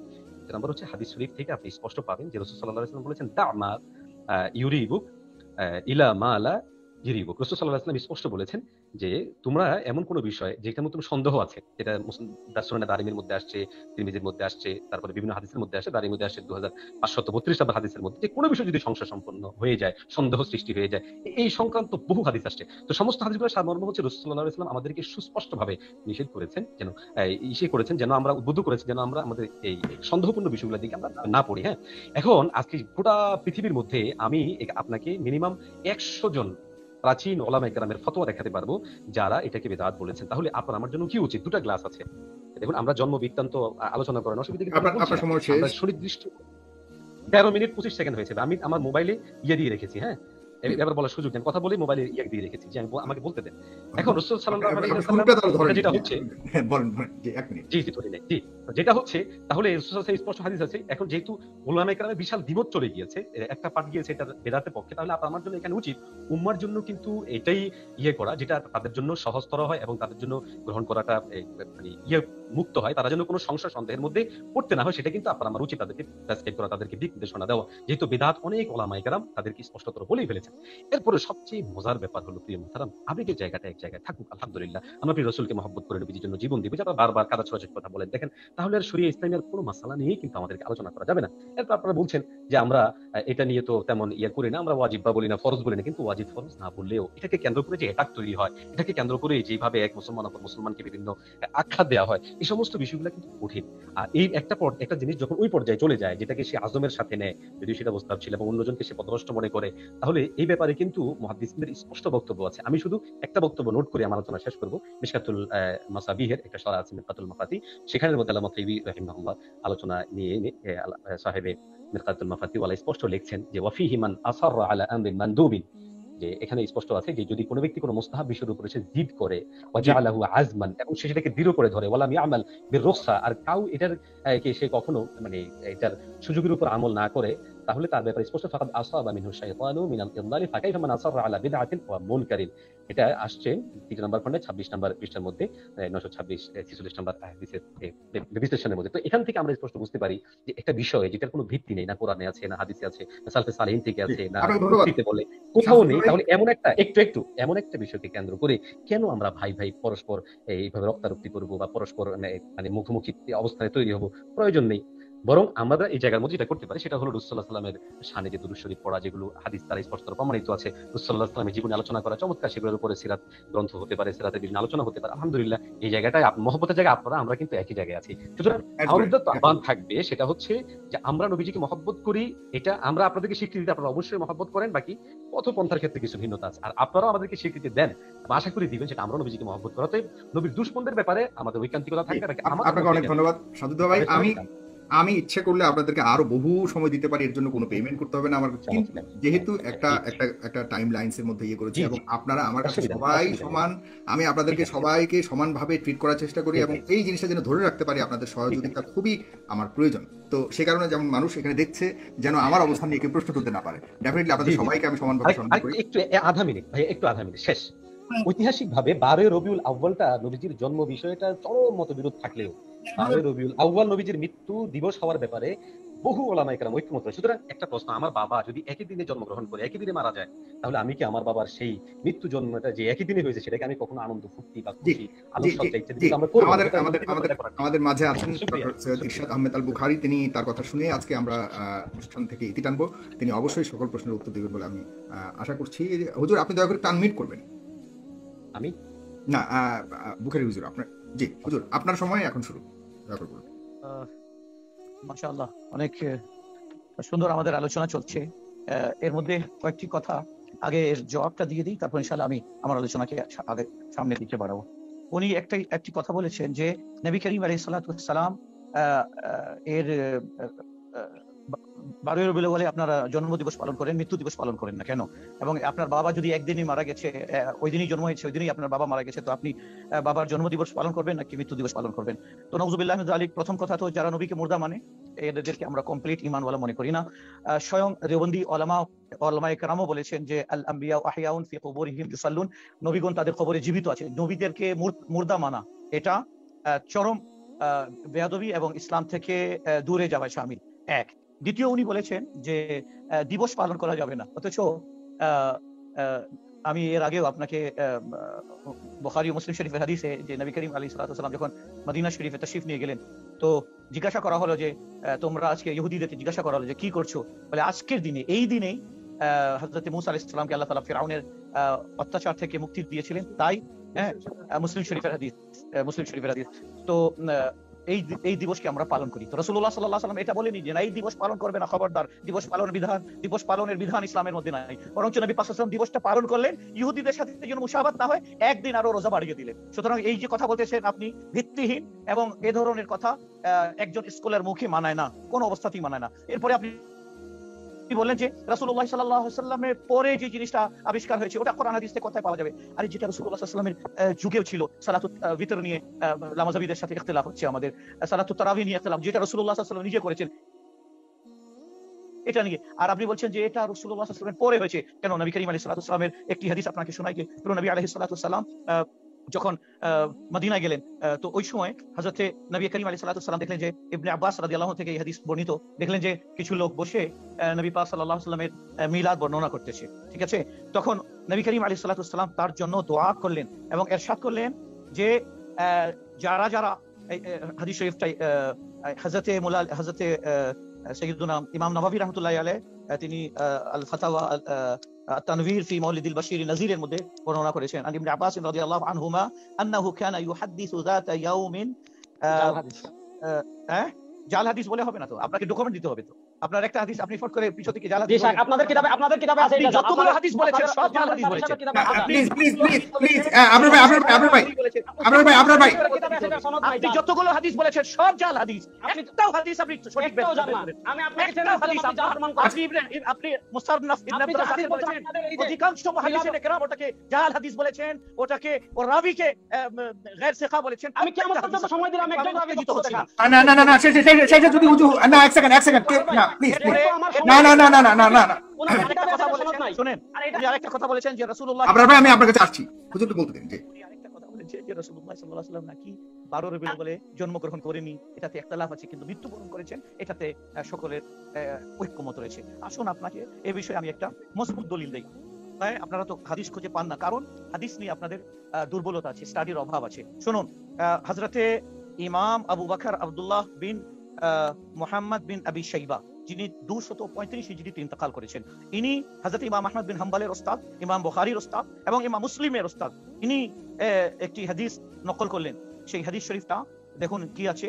এই হাদিস শরীফটা হচ্ছে যে আন আফান আন সাঈদ ইবনে মিনা আন জাবিরিন ওয়া ইবনে আব্বাস আন্নাহুমা ক্বালা ওয়ালিদা রাসূলুল্লাহ সাল্লাল্লাহু আলাইহি ওয়াসাল্লাম আমাল ফিলি ইয়াউমাল ইথনাইনি আল-থানি আশার মিন শাহরি রবিউল আউয়াল। যে নবী করিম সাল্লাল্লাহু আলাইহি ওয়াসাল্লাম সোমবারে এবং ওই হস্ত বাহিনীর যে বছরটা ছিল, অর্থাৎ আলাম তারা কাইফা ফাআলা রাব্বুকা বিআসহাবিল ফিল, এই বছরে সোমবার এবং 12 রবিউল আউয়ালে জন্মগ্রহণ করেছেন। এরপরে আসেন হযরতে কালা ইবনে মুঈন, তিনি বলতেছেন, এটাকে ইবনে হিব্বান তার সিকাতের মধ্যে বর্ণনা করেছেন যে নবী করিম আলাইহিস সালাতু ওয়াস সালাম 12 রবিউল আউয়ালে কি নাম সোমবারে জন্মগ্রহণ করেছেন। আন সাঈদ ইবনে জুবাইর আন ইবনে আব্বাস রাদিয়াল্লাহু আনহু ওয়ালিদা নবী আলাইহিস সালাতু ওয়াস সালাম আমা ফিল লি 12 লাইলাতা মাদাত মিন রবিউল আউয়াল, তাখলিসুল মুস্তাদরাক, দ্বিতীয় খণ্ড 603 পেজ নাম্বার। এইভাবে আমাদের কাছে অনেকগুলো হাদিস আছে। এরপরে আসুন মুহাম্মদ বিন ইসহাক, যিনি 150 হিজরিতে ইন্তেকাল করেছেন। ঠিক আছে, ইনি আসসিরাতুন নাবাবিয়া আলী ইবনে হিশাম, ইনার দলিল দেখেন। এখানে উনি বলতেছেন যে ওলিদা রাসূলুল্লাহ সাল্লাল্লাহু আলাইহি ওয়াসাল্লাম ইয়াউমাল ইসনাইনি লি 12 লাইলাতান খালাত মিন শাহরি রবিউল আউয়াল আমা ফিল। আরে একটা দুটা না, আমার কাছে যদি সময় থাকতো আমি অনেকগুলো হাদিস, ইনারা হাদিস পান না রাসূলুল্লাহ সাল্লাল্লাহু আলাইহি ওয়াসাল্লাম কোন দিনে বিশাল করেছেন, কোন নবীর উম্মত ইনারা। নবী করিম সাল্লাল্লাহু আলাইহি ওয়াসাল্লামের জন্মের তারিখকে নিয়ে ইনারা ইখতিলাফ করে, যেখানে বড় বড় মুহাদ্দিসিন کرام, আরে শুধু এটা নয়, ইনাদেরই বুজুর্গ আশরাফ আলী থানভী সাহেব পর্যন্ত 12 রবিউল আউয়াল লিখেছেন। ইনাদের শেখ আবুল হাসান আলী নাদভী, তিনি লিখেছেন রাসূলুল্লাহ সাল্লাল্লাহু আলাইহি ওয়াসাল্লাম 12 রবিউল আউয়ালে জন্মগ্রহণ করেছেন। এইভাবে করে অসংখ্য দলিল আছে। আমি এটার খণ্ডন করলাম এবং ওনাকে ভালো করে স্টাডি করার এবং গবেষণা করার জন্য ওনাকে অনুরোধ জানালাম। এরপরে আসুন, ঠিক আছে, এরপরে উনি বললেন যে আমি 100 উলামায়ে কেরামের দলিল দিব যারা ঈদ মিলাদুন নবীকে বেদাত ও নাজায়েজ বলেছেন। আমি আপনাকে এই 6.5 লক্ষ, আপনার জানি না কত আপনার আছে ভিউজ আছে, সবাইকে সাক্ষী রেখে বলছে, আমি ওয়াল্লাহি 5000-এর বেশি উলামায়ে কেরামের দলিল নাম সহ দিতে পারবো যে ইনারা বিগত 400, 500, 600 বছর থেকে যারা ঈদ মিলাদুন নবী পালন করাকে জায়েজ বলেছেন, মুস্তাহাব বলেছেন এবং পালন করেছেন। ঠিক আছে, এরপরে আসেন আমি আপনাকে জিজ্ঞাসা করছি জনাব, যদি রাসূলুল্লাহ পালন না করে থাকে, এটা যদি বিদআত হয়, তাহলে আজ পর্যন্ত বিশ্ব ইজতেমার বিরুদ্ধে আপনারা ফতোয়া দিলেন না কেন? ছয়সলি তাবলীগী জামাতের বিরুদ্ধে ফতোয়া দিলেন না কেন? এটা একটু শুধু নয়, রাসূলুল্লাহ সাল্লাল্লাহু আলাইহি ওয়াসাল্লাম যে কাজটা করেননি, আপনি বলতে পারেন আলিয়া মাদ্রাসার নিসাব কি রাসূল বানিয়েছেন? হ্যাঁ, আলিয়া মাদ্রাসার নিসাব রাসূলুল্লাহ বানিয়েছেন? কওমি মাদ্রাসার নিসাব রাসূল বানিয়েছেন? আপনারা কওমি মাদ্রাসায় পড়া কি সওয়াব হবে কি হবে না? কওমি মাদ্রাসায় লাইনে পড়াইলে সওয়াব হবে কি হবে না? যদি সওয়াব হয় তাহলে এই নিসাবটা কোথায় পাইলেন? সাবাতা মিন আমালে রাসূলিল্লাহ, সাবাতা মিন আহদে রাসূলিল্লাহ, আও সাবিত মিন আফআলি আসহাবি রাসূলিল্লাহ। কি রাসূলুল্লাহ এটা কি সাবিত করেছেন? সাহাবীরা সাবিত করেছেন বা তাবেঈনরা সাবিত করেছেন? কোথায় পেয়েছেন যে আগে মিজান পড়াইতে হবে, তারপর নহমিন পড়াইতে হবে? এই তরতিবটা কোথায় পেয়েছেন? এটা তো সরাসরি এই আপনাদের বানানো নিয়ম অনুযায়ী এটা তো সরাসরি কোরআন ও সুন্নাহ বিরোধী কথা বললেন। এরপরে আসুন, আল্লাহ আমার আশ্চর্য লাগে এই হাদিস শরীফ, এই কোরআন কারীমের এই আয়াতটা পড়লেন, ওয়ামা আতাকুমুর রাসূলু ফাখুযুহু ওয়ামা নাহাকুম আনহু ফান্তাহু। আর এটা তো আমাদের পক্ষে, ওয়ামা আতাকুমুর রাসূলু, রাসূল যেটা তোমাকে দিবেন এটা গ্রহণ করে নিবে। রাসূল রোজা রেখে ঈদে মিলাদুন নবী দিলেন, এটাকে গ্রহণ করে নাও। ওয়ামা নাহাকুম আনহু, আর যেটা থেকে বাধা দিয়েছেন এটা করবে না। কোনটাকে বাধা দিয়েছেন? ছয় উসুল বানাবে না। কোনটাকে বাধা দিয়েছেন? ছয় উসুল বানাবে না। ছয় উসুল বানায় মা ঘরে অসুস্থ আছে, তুমি একে ছেড়ে চিল্লায় বের হবে না, ঠিক আছে? তারপর টঙ্গিতে গিয়ে তোমরা দুই গ্রুপ, সাত গ্রুপ, ওই গ্রুপ মিলে মারামারি করবে না। এটা থেকে রাসূলুল্লাহ মুসলমানদের মধ্যে বিশৃঙ্খলা সৃষ্টি থেকে মানা করেছেন। এগুলোর বিরুদ্ধে একটু ফতোয়া দিলে আমরা খুশি হব, ঠিক আছে? ওয়ামা আতাকুমুর রাসূলু ওয়ামা আতাকুমুর রাসূলু ফাখুযুহু ওয়ামা নাহাকুম আনহু ফান্তাহু। আমার তাজ্জব লাগে, আপনি আপনার রাসূলের উদাহরণ দিলেন কার সাথে? নিজের বাবার সাথে, বাবার মৃত্যুর সাথে। হায় হায় রে আল্লাহ, আপনারা কি এত অন্ধ হয়ে গেছেন, এত নিচে নেমে গেছেন? হ্যাঁ, কোথায় বাবার কলমা পড়ে কি আমরা মুসলমান হয়েছি? আমরা রাসূলুল্লাহর কলমা পড়ে মুসলমান হয়েছি। দ্বিতীয় কথা শুনে রাখুন, ইসলামে 3 দিনের বেশি কোনোদিন শোক পালন করা যাবে না। যারা উম্মতকে 1400 বছর থেকে শোক পালন করার দায়িত্ব দিচ্ছে, উৎসাহিত করতেছে, আসলে এরা মুর্দা, ইমানে মুর্দা, এদের শরীর মুর্দা, এদের ইমান মুর্দা, এদের আফকার মুর্দা, এদের আকীদা মুর্দা। কারণ এরা রাসূলুল্লাহ সাল্লাল্লাহু আলাইহি ওয়াসাল্লামকে মুর্দা সাব্যস্ত করার জন্য বেকুল হয়ে আছে। এরপরে আসুন, আশ্চর্যের বিষয় যে এরপরে বলছেন কি, মাআযাল্লাহি রাব্বিল আলামিন, যে দেখুন রাসূলুল্লাহ সাল্লাল্লাহু আলাইহি ওয়াসাল্লাম, আমার 10 মিনিট 25 সেকেন্ড অলরেডি হয়ে গেছে, আমি আমার সময়ের মধ্যে শেষ করে দিব। দেখুন রাসূলুল্লাহ সাল্লাল্লাহু আলাইহি ওয়াসাল্লামের আমরা যে মিলাদ সম্পর্কে বলছি, দেখুন সর্বপ্রথম আল্লাহ সুবহানাহু ওয়া তাআলা যখন হযরত আদম আলাইহিস সালামকে সৃষ্টি করতে চাইলেন, সেলিব্রেশন করা, নবীদেরকে নিয়ে সেলিব্রেশন করা, এটা ইসলাম বিরোধী নয়, ঠিক আছে? এটা ইসলাম বিরোধী নয়। আল্লাহ সুবহানাহু ওয়া তাআলা সূরা সাদের মধ্যে ইরশাদ করেছেন, ফাইযা সাওয়াইতুহু ওয়া নাফাখতু ফীহি মির রূহি ফাকাউ লাহু সাজিদিন ফাসাজাদুল মালাইকাতু কুল্লুহুম আজমাউন। যখন আদমকে সৃষ্টি করতে চাইলেন, সৃষ্টি করার পরে ওয়ানাফাখতু ফীহি মির রূহি, আল্লাহ তাআলা বলেন আমি আমার রূহ তার মধ্যে ফু দিয়ে দিলাম। হ্যাঁ, তখন কি হলো? সকলেই সিজদায় পড়ে গেল। ফাসাজাদুল মালাইকাতু কুল্লুহুম আজমাউন, সকলেই সিজদায় পড়ে গেল। কে করলো না? ইল্লা ইবলিস করলো না। ইস্তাকবারা, অহংকার করলো। ওয়া কানা মিনাল কাফিরিন, এবং কাফিরদের অন্তর্ভুক্ত হয়ে গেল। আজ যারা সেলিব্রেশন, রাসূলুল্লাহর বার্থডেকে সেলিব্রেশন মানাকে যারা বেদাত মনে করে, আল্লাহ তাআলা কোরআনে কারীমে এখানে দেখাই দিলেন যে দেখো, যারা সিজদা করলো, যারা আজ এখানে একটা শব্দ আছে আজমাউন, সম্মিলিতভাবে যারা সিজদা করলো, তার কি হলো? তাদেরকে আল্লাহ নূরানি ডিক্লেয়ার দিলেন। আর যে অস্বীকার করলো, আল্লাহ তাআলা বললেন কি? শুনেন, আল্লাহ সুবহানাহু ওয়া তাআলা বললেন যে ওয়া কানা মিনাল কাফিরিন, সে কাফেরদের অন্তর্ভুক্ত হয়ে গেল। এটা হচ্ছে হযরত আদম আলাইহিস সালামের বিষয়। এবার আসুন, আপনাকে আল্লাহ সুবহানাহু ওয়া তাআলা কোরআনে কারীমের আরেক জায়গায় হযরত ঈসা আলাইহিস সালামের মিলাদ সম্পর্কে ইরশাদ করেছেন। হযরত ঈসা নিজে বলতেছেন, ওয়াসসালামু আলাইয়া ইয়াউমা উলিদতু ওয়া ইয়াউমা আমুতু ওয়া ইয়াউমা উবআসু হাইয়া। আমার উপর সালাম। হযরত ঈসা বলেন আমার উপর সালাম। কোন দিন সালাম? ইয়াউমা উলিদতু, যেদিন আমি জন্মগ্রহণ করেছি, ওয়া ইয়াউমা আমুতু, যেদিন আমি বিশাল করব, যেদিন আমি ইন্তেকাল করব, ওয়া ইয়াউমা উবআসু হাইয়া। হযরত ঈসা আলাইহিস সালামের বিষয় দেখুন, ওনারা মিলাদুন নবী পান না। এরপরে দেখুন হযরত সাইয়্যিদুনা ইয়াহইয়া আলাইহিস সালামের বিষয় আল্লাহ সুবহানাহু ওয়া তাআলা সূরা মারইয়ামের 15 নম্বর আয়াতে ইরশাদ করেছেন, ওয়া সালামুন আলাইহি ইয়াউমা উলিদা ওয়া ইয়াউমা ইয়ামুতু ওয়া ইয়াউমা ইউবআসু হাইয়া। আল্লাহ তাআলা বলেন তার উপর সালাম বর্ষিত হোক, হ্যাঁ, যেদিন সে জন্মগ্রহণ করেছে। কে? ইয়াহইয়া জন্মগ্রহণ করেছেন। আমার ভাইয়েরা, আপনি দেখুন এভাবে আল্লাহ সুবহানাহু ওয়া তাআলা তার হাবিবের মিলাদ সম্পর্কে কত সুন্দর কথা বলছেন। ওয়া ওয়ালিদিন ওয়া মা ওয়ালাদ, এর তাফসীর দেখে নিন। এখানে হযরত ইব্রাহিম আলাইহিস সালামের আওলাদ এবং হযরত ইব্রাহিম এবং আপনারা একটু স্টাডি করুন, দেখুন। এরপরে আসুন, হাজি ইমদাদুল্লাহ মুহাজিরে মাক্কি, আপনাদের বুজুর্গ, আমাদের বুজুর্গ, আমরা ওনাকে রহমতুল্লাহি আলাইহি বলি, রশিদ আহমদ গাঙ্গোহির পীর, এরপরে উনি হচ্ছেন কাসিম নানুতভি সাহেবের পীর, এরপরে আশরাফ আলী থানভীর সাহেবের পীর। উনি কি বলতেছেন যে হ্যাঁ তাজিমে মিলাদ, अगर मिलाद ऐसे उमूर से इनकार करना, खैर कसीर से बाज रखना है, এরকম মিলাদ থেকে অস্বীকার করাকে খৈর কাসীর, অনেক কল্যাণ থেকে মানুষকে দূরে রাখার শামিল। ও জনাব হাজী ইমদাদুল্লাহ মুহাজিরকে বলেন মুরতাদ, বলেন হাজী ইমদাদুল্লাহ মুহাজিরকে বেদাতি, বলেন উনাকে যে আপনি ইসলাম থেকে খারিজ হয়ে গেছেন। এরপরে উনি বলছেন কিয়ামে মাউলুদ শরীফ अगर बेवजह आए नाम हज़रत सल्लल्लाहु अलैहि वसल्लम के कोई शख्स ताजीमन कियाम करे तो इसमें क्या खराबी है। আরে উনি তো কিয়ামের কথা বলে দিলেন মিলাদুন নবীর সাথে, যদি নবী পাক সাল্লাল্লাহু আলাইহি ওয়াসাল্লামের সম্মানে কেউ দাঁড়িয়ে যায় তো এটাতে কি খারাপি আছে। এরকম জনাব অসংখ্য উলামায়ে কেরাম এভাবে শাহ আব্দুল হক মুহাদ্দিসে দেহলভী, এরপরে আব্দুল করিম আব্দুর রহিম মুহাদ্দিসে দেহলভী, ইনারা সকলেই মিলাদুন নবী। আবার আমি এতগুলো দলিল কোরআন হাদিস থেকে দেওয়ার পরে আবার বলছি সাগর ভাই ওনাদেরকে বলুন কোরআন ও হাদিস থেকে একটাও মিলাদুন নবীর বিপক্ষে যদি দলিল থাকে তাহলে ওনারা পেশ করুক। ঠিক আছে, আমি সময়ের আগে ছেড়ে দিলাম। সময়ের আগে ছাড়েনি বলতে মানে 1 মিনিট 38 সেকেন্ড আপনার হাতে ছিল। যাই হোক, অনেক ধন্যবাদ হুজুর। আমি এ পর্যায়ে আপনাদের দুজনকে, শুধুমাত্র দুজনকে রেজাল্ট করে আবরার আর হুজুর আপনাকে, আমি আর দুজনকে আপনারা অবশ্যই মন খারাপ করবেন না, কারণ অনুষ্ঠান শেষ করতে হচ্ছে। যেহেতু রেজাল্ট করবেন আপনারা একটু কিছু দেখাতে চেয়েছে, আমি 5 মিনিট করে হুজুর, ইফ ইউ অ্যালাউ মি, আপনি যদি আমাকে অ্যালাউ করেন, আমি শুনেন আপনি শেষ করবেন। আমি আমাকে 3 মিনিট দিলেই হবে ভাই। 3 মিনিট আমরা হুজুর, আপনি 3 মিনিট বলে শেষ করবেন। যে সিস্টেম আছে এরপরে আপনি আবার আমাদের কাছ থেকে টাইম নেন।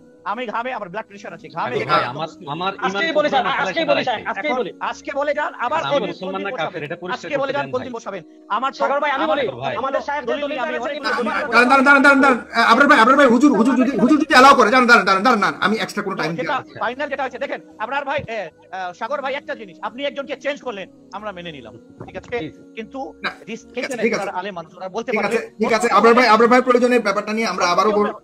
শুনে না সাইফুল ভাই, অন্য কেউ হলে কিন্তু কালকে বসতে দিলে আমি কালকে রাজি ইনশাআল্লাহ, বলেন স্যারকে কালকে বসি। কিন্তু এখন নতুন করে যদি আমরা একদম ব্লাড প্রেসারের রোগী, অবস্থা খারাপ হয়ে গেছে, আবার যদি এটা মনে রাখেন আলহামদুলিল্লাহ, আপনি ইশকে রাসূলের কথা বলে জাল হাদিস দেওয়া দলিল দিয়েছেন, জাল হাদিস এটা একেবারে সহি হাদিস, যারা এটাকে জাল বলবে তারা এই যে আপনাদের কিতাবে, এই যে আপনাদের কিতাবে না, আচ্ছা শেষ বিতর্কটা না হোক, আপনাদের কিতাবে জাল। আমি অনুষ্ঠানটা শেষ করতে যাচ্ছি। আমি অনুষ্ঠানটা শেষ করতে যাচ্ছি। আমি কোরআন থেকে বলছি, সবাইকে ধন্যবাদ সবাইকে। দর্শক আপনারা ভালো থাকবেন, সুস্থ থাকবেন। আবারও এই বিষয় নিয়ে আমরা স্পেশালি মাঝে মধ্যে অবশ্যই, আপনারা সবাই আমার আপন, আমরা সবাই একই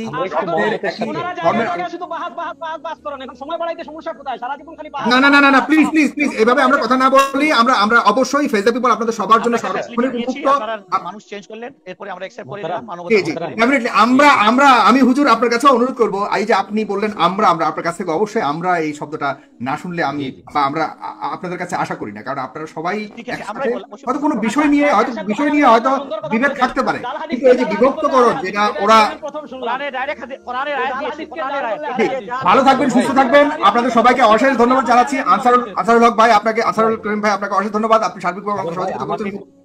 না শামসুদ্দৌলা ভাই যেহেতু কিছু না করেছেন, উনি কষ্ট করে আছেন, ওনাকে অশেষ ধন্যবাদ জানাচ্ছি। আজকে সবার পক্ষ থেকে আমি ওনার কাছে অনেক বেশি কৃতজ্ঞতা।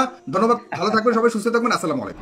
দর্শক, আশা করি সম্পূর্ণ ভিডিওটি দেখেছেন এবং আলেমেরা কি বলেছে আপনারা বুঝতে পেরেছেন। দর্শক, সম্পূর্ণ ভিডিওটি আপনারা তো দেখলেন। আজকের ভিডিও দেখে আপনাদের কাছে কি মনে হলো? কাদের মত সঠিক মনে হয় আপনাদের কাছে? কারা গুজামিল দিয়েছে আপনারা কিন্তু ইতিমধ্যে বুঝে গিয়েছেন। আপনারা অবশ্যই কমেন্ট করে জানাবেন। তো আজকের এই ভিডিওটি এ পর্যন্তই। ভিডিওটি ভালো লাগলে লাইক এবং শেয়ার করে দিয়েন। নিত্য নতুন ইসলামিক ভিডিও পেতে চ্যানেলটি সাবস্ক্রাইব করতে ভুলবেন না। ভালো থাকুন, সুস্থ থাকুন, এই দোয়া রইল। দেখা হবে পরের ভিডিওতে। আল্লাহ হাফেজ।